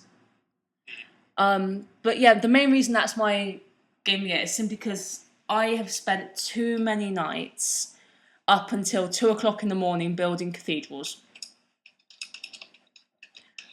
So I play on creative servers. I've got a friend who I play with, usually plot-based servers. We try and avoid PvP because people are jerks. They will literally I once spent 2 hours constantly respawning because there was 2 guys there with diamond armor and diamond swords just killing everyone as soon as they spawned. That's pretty bad. I mean, you get that a lot in other massively multiplayer, like and WoW happens a lot, but Yeah. it's always something like as a player, I was always trying to stop. Like it's not something I ever. Yeah. Well, I was playing with. This is a quick WoW story, just because it's funny. I was playing on in Mesopotamia in one of the islands where you can't fly with Void, and we had found a random Alliance druid being tagged for PvP, so we ganked her. Didn't kill her; she ran off. Yeah. A few minutes later, lo and behold, she killed me. What happened? No, that's not the funny bit. What happened? 3 other Horde people turned PvP, turned on the druid, and 4 of us killed her back. Oh. It was just really bizarre. So you tried to kill someone. Yeah, and they got away. So and you failed. You literally just you flat out failed to kill her. Oh, she was a druid, so I think she stealthed and just started running and legged it. So basically, you got your comeuppance. Yeah. That's what happens when you just go around tapping. That's what you get for being a jerk. She was PvP tagged already. It wasn't like we were like fair play to this druid. I mean, I'm absolutely suicidal. Like whatever, like killing me was fine. Perfectly, that's fine. It was the fact that 3 random people me and Void had never met. In fact, Void was like halfway around an island by now because he got on a bird. Had actually just turned on her, assuming she ganked me first with no reason, and then killed her. I feel bad for this druid. I feel really bad. You are a horrible person. Yeah, it's not something I needed to know. It is the funny. Yeah, funny stuff like that can happen. Yeah. I kind of feel sorry for the druid afterwards, but at the same time, she didn't kill me. I can't believe you just tried to randomly kill. That's what I mean. Like people like you are people that I was trying to take down. Well, that's the thing. You can walk around with PvP tag on. If you're doing that, you're inviting people to fight you, and that's the difference between like if you don't want to be fought, you just don't have it on. The thing you have it on. You effectively are going, okay, world, I'm fine for a fight. It's a fair thing. I always played on PvP servers though. Anyway. Yeah, like I don't particularly like doing PvP most of the time, unless it's in a battleground, which I just find a really fun mini game. But I was with Void, and Void is a bad influence. I heavily avoid PvP. I mean, I don't. The main thing that has PvP that I play is Minecraft, and that's just because people literally are jerks. It does bring out the worst in some people. Yeah, I feel like in Minecraft it's especially bad because like it's because you lose all your items. It's not fair for the respawner. It's just like they respawn. If they know where the respawn point is, they can just kill you instantly. Unlike WoW, like when you respawn, you've still got all your gear. You can still fight back if something happens. In Minecraft, Minecraft, you're a bit screwed if you get killed. The worst is though when you're on servers, and this happened to me yesterday. A guy said, "Hey, teleport to me," so I teleported to him, and he was like, "Now type in this line of code." So I typed in a line of code into the game chat. It put me into survival mode, which means I could be killed. He then proceeded to drop an anvil on my head. And then I respawned to find out that he destroyed my bed, which meant I had to try and find my house again. Wow. Which is fine because it was a creative world, so I could fly, which just makes it so much faster to find things. But it's a server that had a maximum of 200 people able to play on it, so it was quite a full server. It took me a good half an hour to find my house again. And it's not like I have a little house. I live inside a giant TARDIS that I built, which has beacons that shine up into the sky that you can see from about 300 blocks away. Right. And it still took me half an hour to find my house. Yeah, I think Minecraft is a great game, but I couldn't play it unless I was playing with friends on a server. No, I mean, I only play, like, I have one friend that I play with, and we always play on the same server, plots next to each other. We're considering doing, like, Let's Plays and stuff like that, and gameplay videos. It's now got Twitch user interface, so you can literally just Twitch TV stream your stuff. So I set that up yesterday, so I could do these videos with my friend. Because I think a lot of the fun in Minecraft is not necessarily the actual gameplay itself, it's what happens while you're playing. So things like my friend has a habit where she befriends animals. So we'll be playing survival, and I'll be trying to hunt this pig, and she'll be like, no, don't kill it, that's my friend. Yeah, that's bad idea to do anywhere near me, because I would just kill that pig. See, that's me as well. I like fall from the sky. I don't know. I don't do it that. I don't do it as often as some of my friends do, but we are like kind of dickish players like that. Like if you'll go like, oh, I've made a pig friend, it will be like kill the pig without him knowing. Game instead. I have a habit where I'll find villages. I did this on my Xbox version. I found a village, and my youngest stepdaughter was playing with me, and she was like, "Oh, I really like this village. I want to keep this village." She went home. I then poured lava all over the village and watched the villagers set fire to themselves, and took a strange sort of happiness in watching it.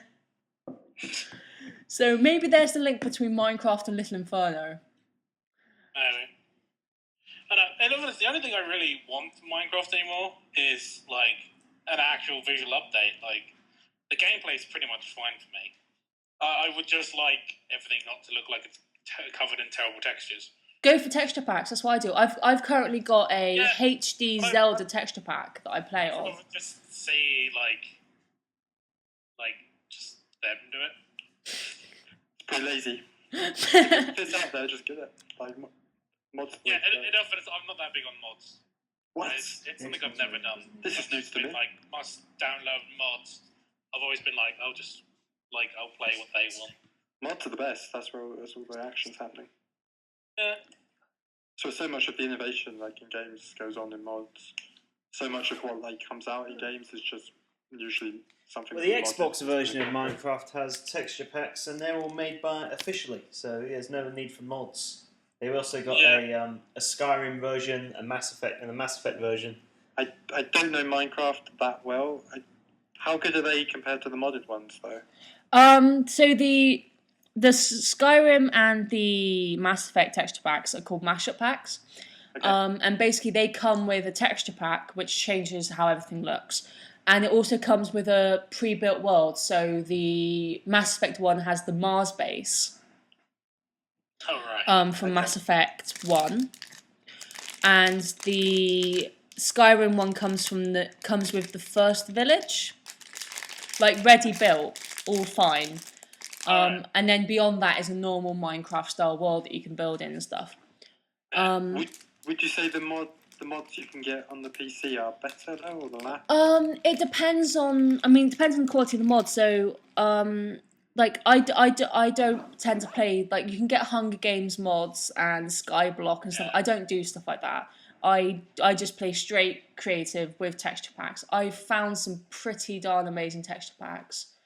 I downloaded a Doctor Who mod which changes the weapons into sonic screwdrivers.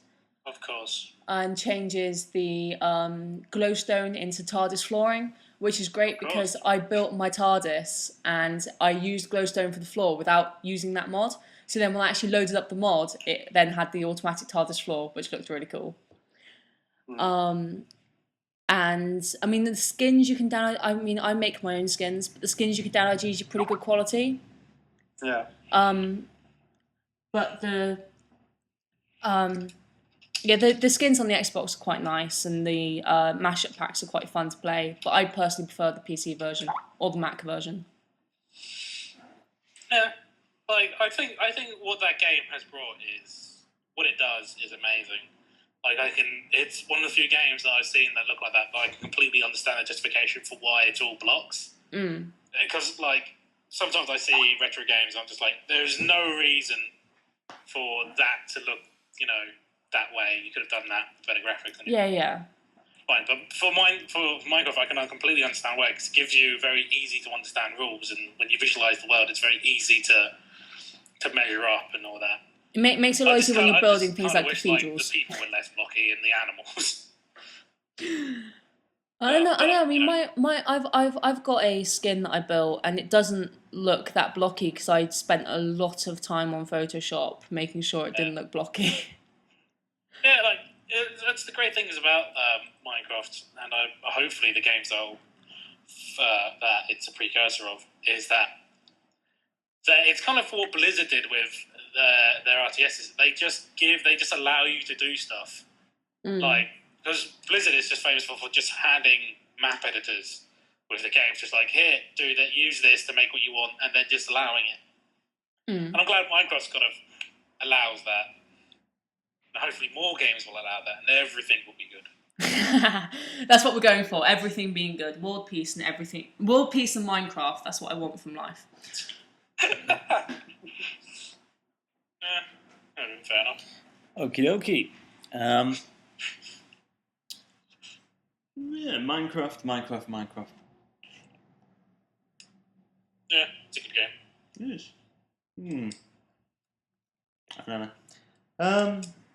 I guess it's my turn now, isn't it? Yeah, I'm going to start off with stuff that are not on my Game of the Year list, as much as a lot of people like them. One of those is Gone Home. Gone Home is not the greatest game ever made. Don't know if you know that. I disagree.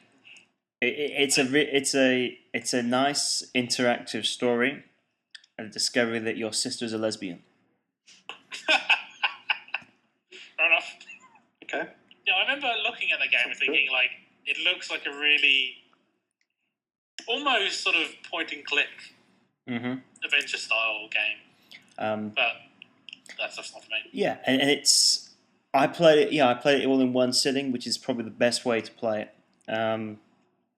But yeah, it's getting a lot of top 10 lists. A lot of some of the best, one of the best games ever made. It's not, but what it is interesting is showing how games can be like films. A lot of people would argue that the story of a game can be as good as the story of a film. Gone Home has a story that, if it was in a film, people would say that this is a very fantastic arty film that is going to win the Cannes Festival. That kind of story is in Gone Home. The only question I have about Gone Home is, beyond discovering stuff and finding the story behind things, is there actually any other types of interaction? Like, is there puzzles to solve? No. Yeah, for me, that wouldn't quite constitute a game for me. I had this with another game called Proteus, which my friend introduced me to, and I played for half an hour, and I turned around to him and went, Gerard, that's not a game. So what do you not consider a game then? For me, game it's a personal judgment on each thing, but I find that they generally have to have a certain amount of stuff to do, interactions in the world for me to justify the do. Usually, it's difficult to really define. I mean, when you pick up a game, in most cases, it's just like there's a trillion and one things to do. So something sandboxy where you don't have any clear aims. That's not a game, or no. There's nothing to do with aims. It's what you can do in the world. If what you do in the world, for example, is for example, there was a game called Proteus that my friend Gerard introduced me to. I don't know if you guys know of it. It's definitely not in a top 10 anywhere on my books because I don't claim it. All you do in that is you move around and you go around the area. It's very pretty, it has a nice soundtrack, it's got some really good it's got a lot of good technology behind it, but you don't do anything. You just kind of experience it. So there's clear rules in place, surely. No, it's sort of, you can't interact with anything. You can the closest thing I got to a game was chasing frogs into water and they just disappear, and it's like, You make up your own games in there, or like any kind of rules, or there's no interaction. You can't click on anything. You literally just walk around and experience this world. Does seem. For me, that's not a game. But on the other side of it, my decision on it was like, it's not a game. It's like digital technical art. Because it's an experience to be there. If all you're doing is interacting with the environment, you don't click on anything. You kind of just experience stuff as you get close. For the sake of interacting, that might be you might be able to argue that is just play rather than it's playing a game. Yeah, for me it's not a game. However, I do class it as sort of like the first instance that I would definitely go, that is some sort of digital art form. There's a lot of technology there that makes that possible, and it's really nice. And that's why I would call it like art. I wouldn't call it a game. The definition of game is usually tied to kind of rules. When rules come in place on top of play, and then kind of you get aims in there and things like that. That's what usually defines a game. So it might there's just play. So. I mean, the thing is, what's quite odd is that although Gone Home I didn't think was that great an experience, Dear Esther, which was 2012's equivalent to Gone Home, was one of the most enjoyable experiences I had this year playing games. And I actually only played that because we were. Josh, I don't know if you made the lunchtime talk with the Chinese room. Yes, I was absolutely there. You were there, yeah. And it's only because I was going that I actually bought the game and played it, and it was extremely fulfilling.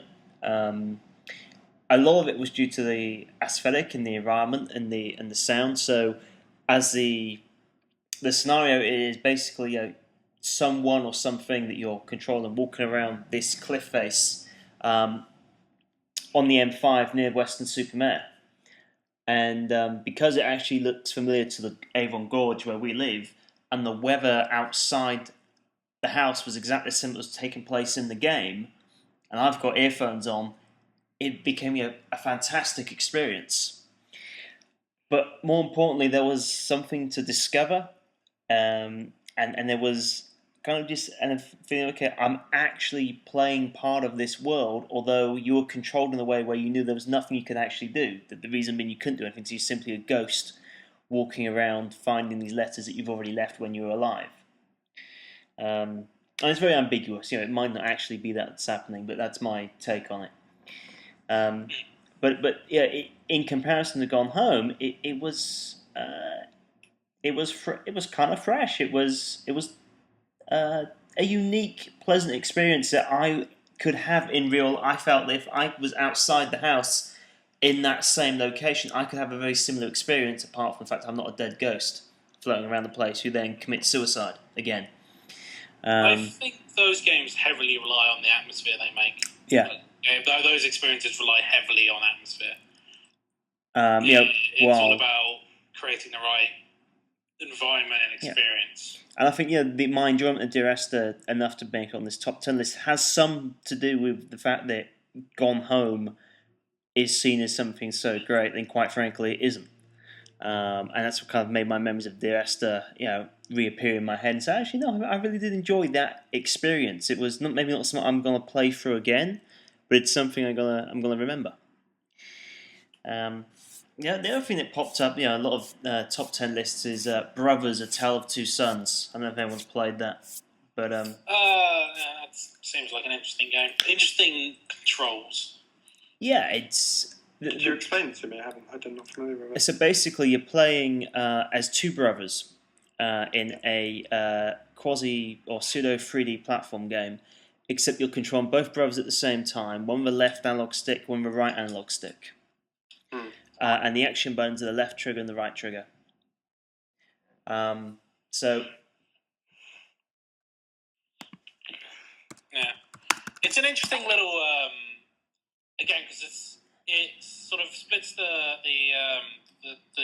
controller in two to control two different characters that you use to solve all the puzzles. Yeah, and the puzzles things aren't particularly that. They're not really puzzles. When she's telling us, I've got to move this from this side of the screen to the other. And the platform itself isn't that tricky. You get to a point where it looks like it's going to be tricky, and it when you play a platform game and you suddenly see a jump, and you think, I'm not going to do that. Or even if you go back to Atari 2600, you suddenly you get really quite good at doing the swing jumps over the pits in Pitfall, and you kind of get these sequences where it feels like you're going to get something slightly challenging and it's going to be exhilarating.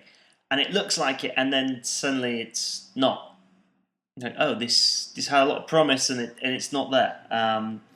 I think a lot of it, the acclaim it's got is mainly because it's a very Nordic story, and America, isn't exactly experienced in their Nordic stories and their Nordic aesthetics, and so European fairy tales haven't really crossed over there the way they have here, and so it's nothing particularly new as far as something you might experience from a narrative point of view.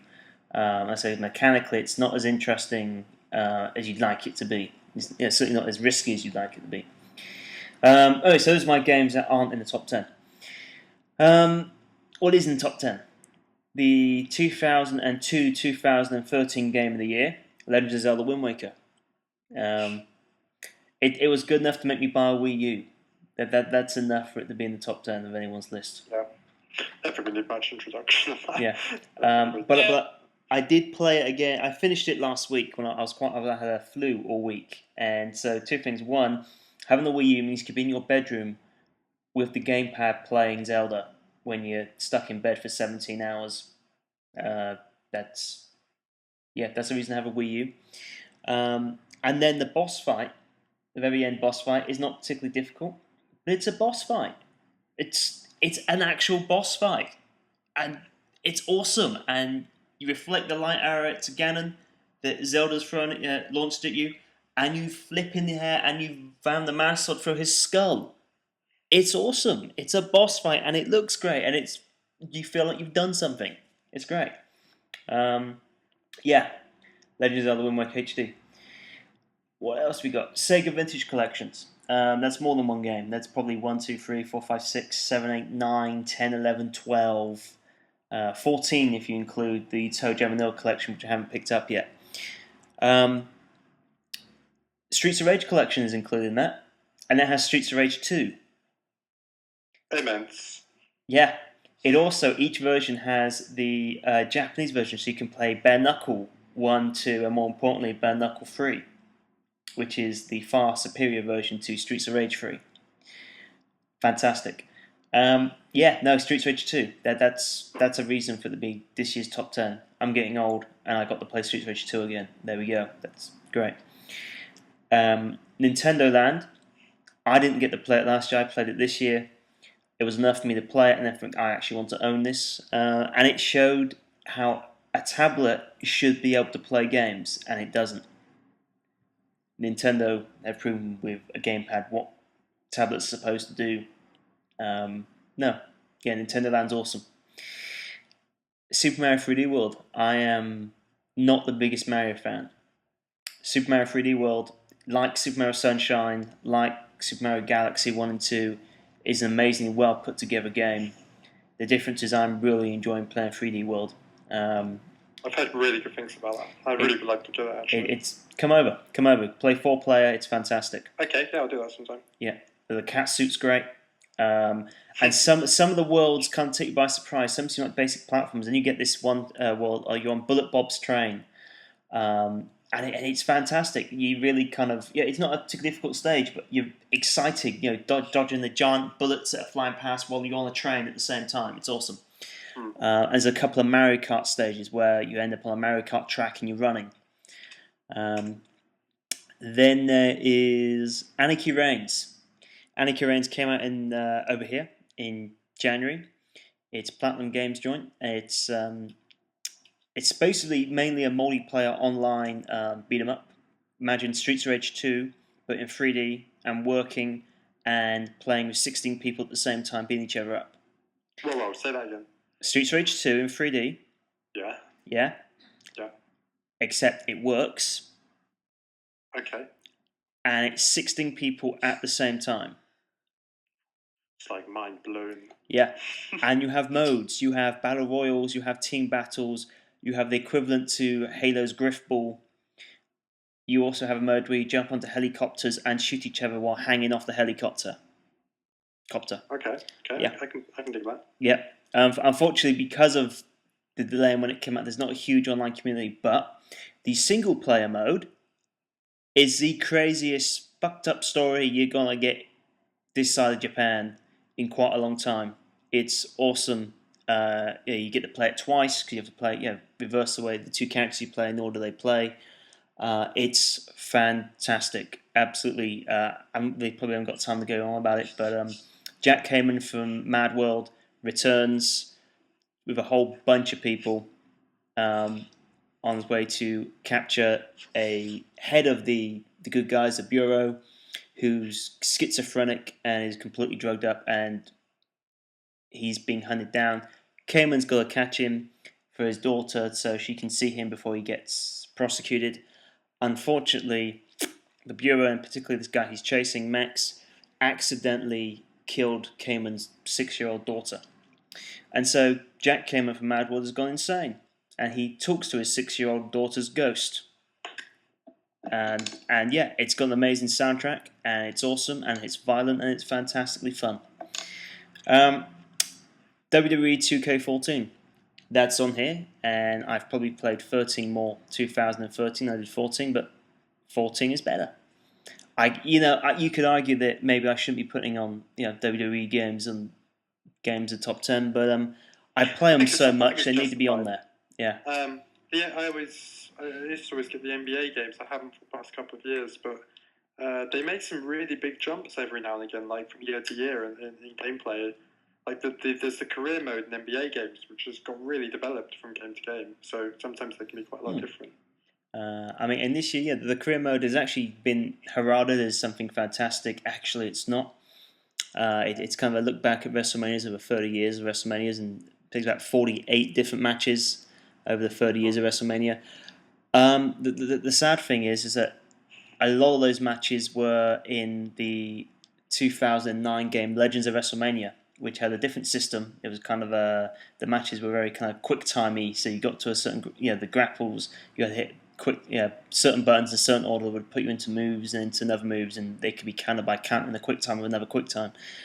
Those matches are in both games, and the setups are in both games. So if you played that game, you're not getting anything new as far as the story mode is concerned, although it is a totally different game. If that makes sense. But no, from the wrestling engine is probably as good as it can get now. The best you have probably done. They probably can't get any better without making a new engine. The creation part is just as good as it normally is. It's a fine wrestling simulator, and I enjoy it. Then there's Metal Gear Rising: Revengeance. It's another Platinum Games game, and I enjoy Platinum Games' crazy 80s and 90s perspective of games, Japanese games. And Metal Gear Rising: Revengeance is awesome. The fact that you get to game has the weirdest last boss ever. Though he could be the best ever as far as who he is as a character. I mean, all I've seen of that game is I did one boss fight, and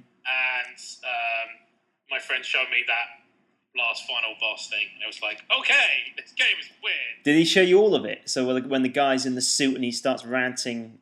They went through that entire fight with him, start to finish. That's something. I really enjoyed playing, and it's Platinum Games. The other one I played a few years back was Bayonetta, and in both cases rented the game and then went out and bought the game afterwards. And so that's my recommendation for those. They're awesome. Then there was Little Inferno. Yeah, I would describe Little Inferno as 1984 meets, which is kind of a strange little matching puzzle game.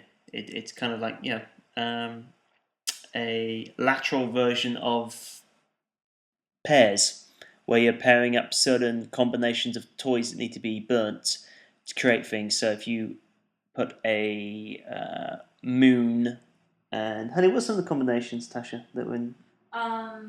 There's the opera singer and the violin. What did that make?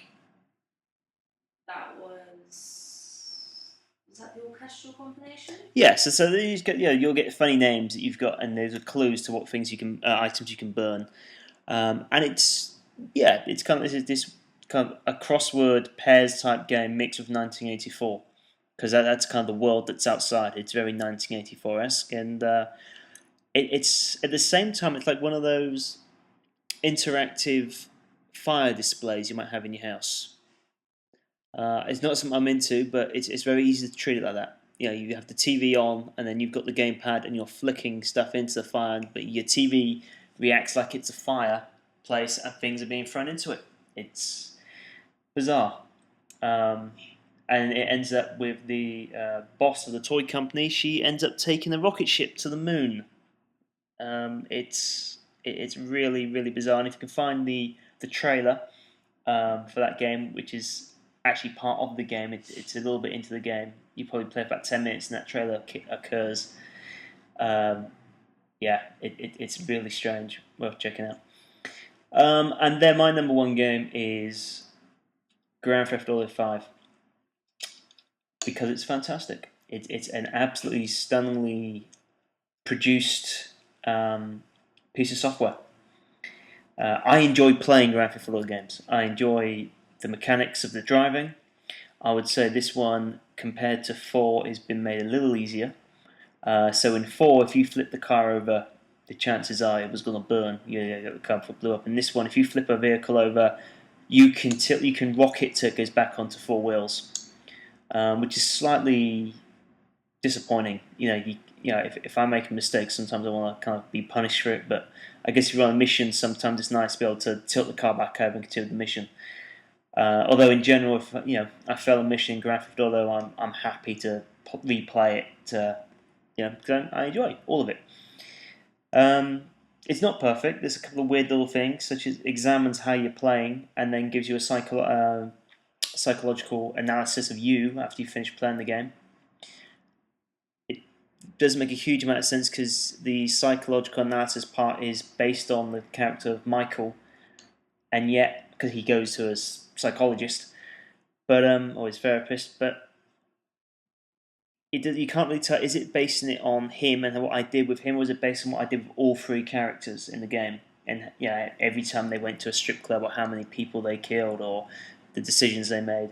And so that bit's a little bit kind of wishy-washy. Other bits like having a pet dog to train, and he can walk and do stuff. With an iPad app, that once again a bit wishy-washy. The iPad application where you could have the same application where you could spray paint your cars, however, that was pretty cool. Although once you actually get your cars up, get yourself to a garage where you can customize your cars, it's not particularly needed. But the customization you can do in the cars this year is actually a lot of fun, and some of those cars do look fantastic.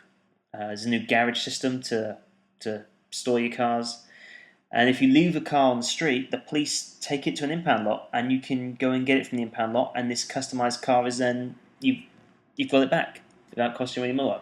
$250 to get the car back, but you haven't lost it. And the other thing is, you don't steal cars as much as you probably did in any of the other games. You have no need to go steal cars. So it's not actually Grand Theft Auto anymore. You're on this adventure of these fantastic, story. The shooting mechanics are better. The driving is intuitive. Flying a helicopter is probably like flying a helicopter. Flying a plane is difficult. Flying planes are probably difficult. No, it's fun. Oh, and the boats. The mechanics for the waves make controlling the boats and jet skis very enjoyable as well. So my favourite thing about GTA 5 is that you can go out and find sharks. Yes, you can go out and find sharks. Yeah, you can just get out of the boat and just be like, I'm going to wrestle this shark. Yeah, that's freedom. That is freedom. But there are some real. Tasha mentioned the scooter buddy scene.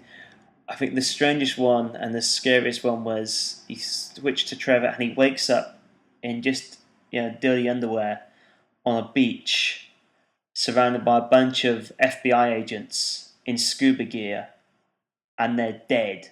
And there's a black dinghy, and you can get in the dinghy and just sail away or speed away in this black dinghy after a night where he's been left half naked and everyone else is dead. It's frightening. But then again, you feel for him when he falls in love with another gangster's wife, and he kidnaps the wife and takes her to his little camper van, and she clearly falls in love with him.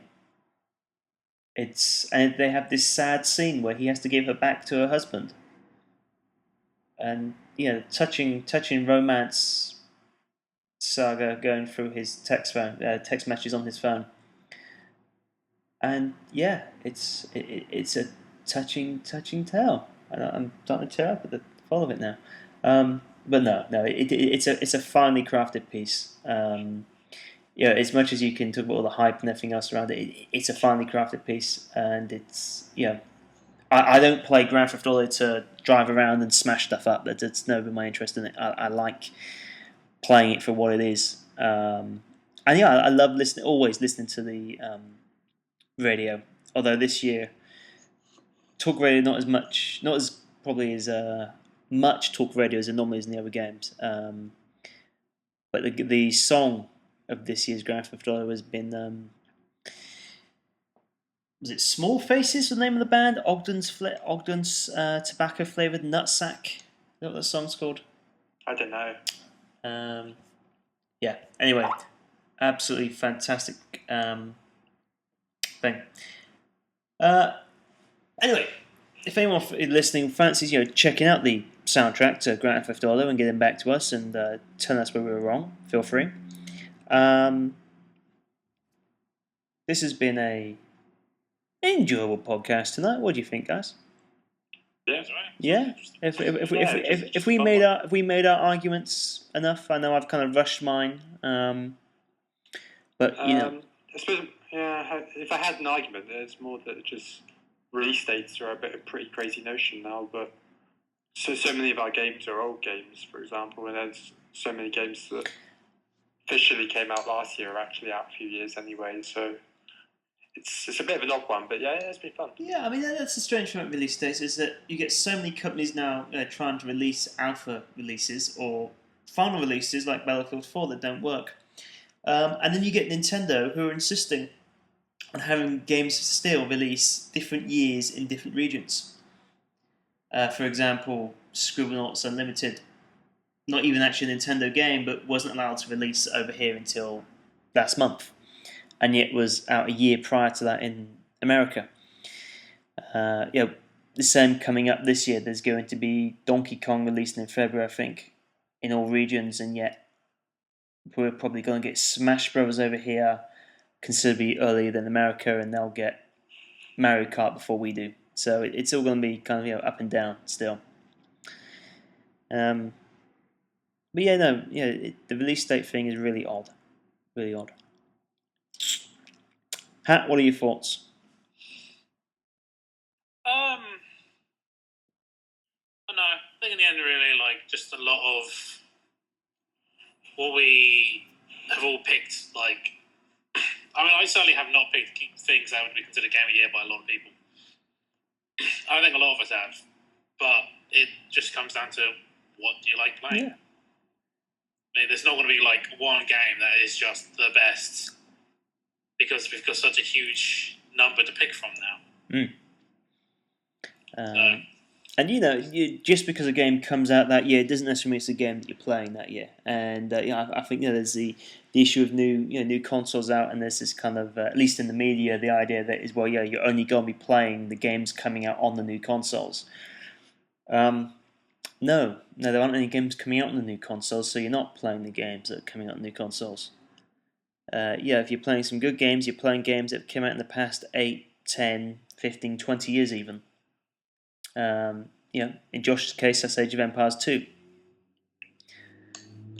Yes, they did. I mean, the expansion that came out for it, which is just a mod, is the first thing that's been out officially for it in over a decade. So that's kind of exciting. Yeah. So it's not entirely a re-release. My laptop is literally about to run out of battery, I think. Okie dokie. Alright, yeah, it's got 5 minutes. Where's Tasha before we go? Oh, Tasha's said goodbye and she's left the room. She's gone to Nodland. I think that might be it for our Gamer 2013, which didn't really cross a huge amount of 2013, but it was fun. Nice. I don't know, that 90% of it was... Actually, you're right, it is, came out last year. Yeah. All my games did. I checked to make sure. I think the only one that didn't on mine was possibly Hotline Miami. I can't remember. That was a 2012 game, yeah. Oh, I think it got 2013 on the PlayStation 3 though, so it's okay. I got no excuse. I played on the PC. I mean, the Sega Vintage Collections, yes, they originally came out in 1992 to 1995, but actually Wonder Boy was 86, but still, it's okay. And Super Hang-On, the Sega Vintage Collection, which has Super Hang-On, is actually in 3D if you have a 3D TV. I don't. Neither do I, and I can't see in 3D, but that does sound good. That does sound good. Super Hang-On in 3D. But anyway, that's it for tonight. So it's goodbye from me. It's goodbye from Josh. Say goodbye, Josh. See ya. And it's goodbye from Hat. Good night. Good night.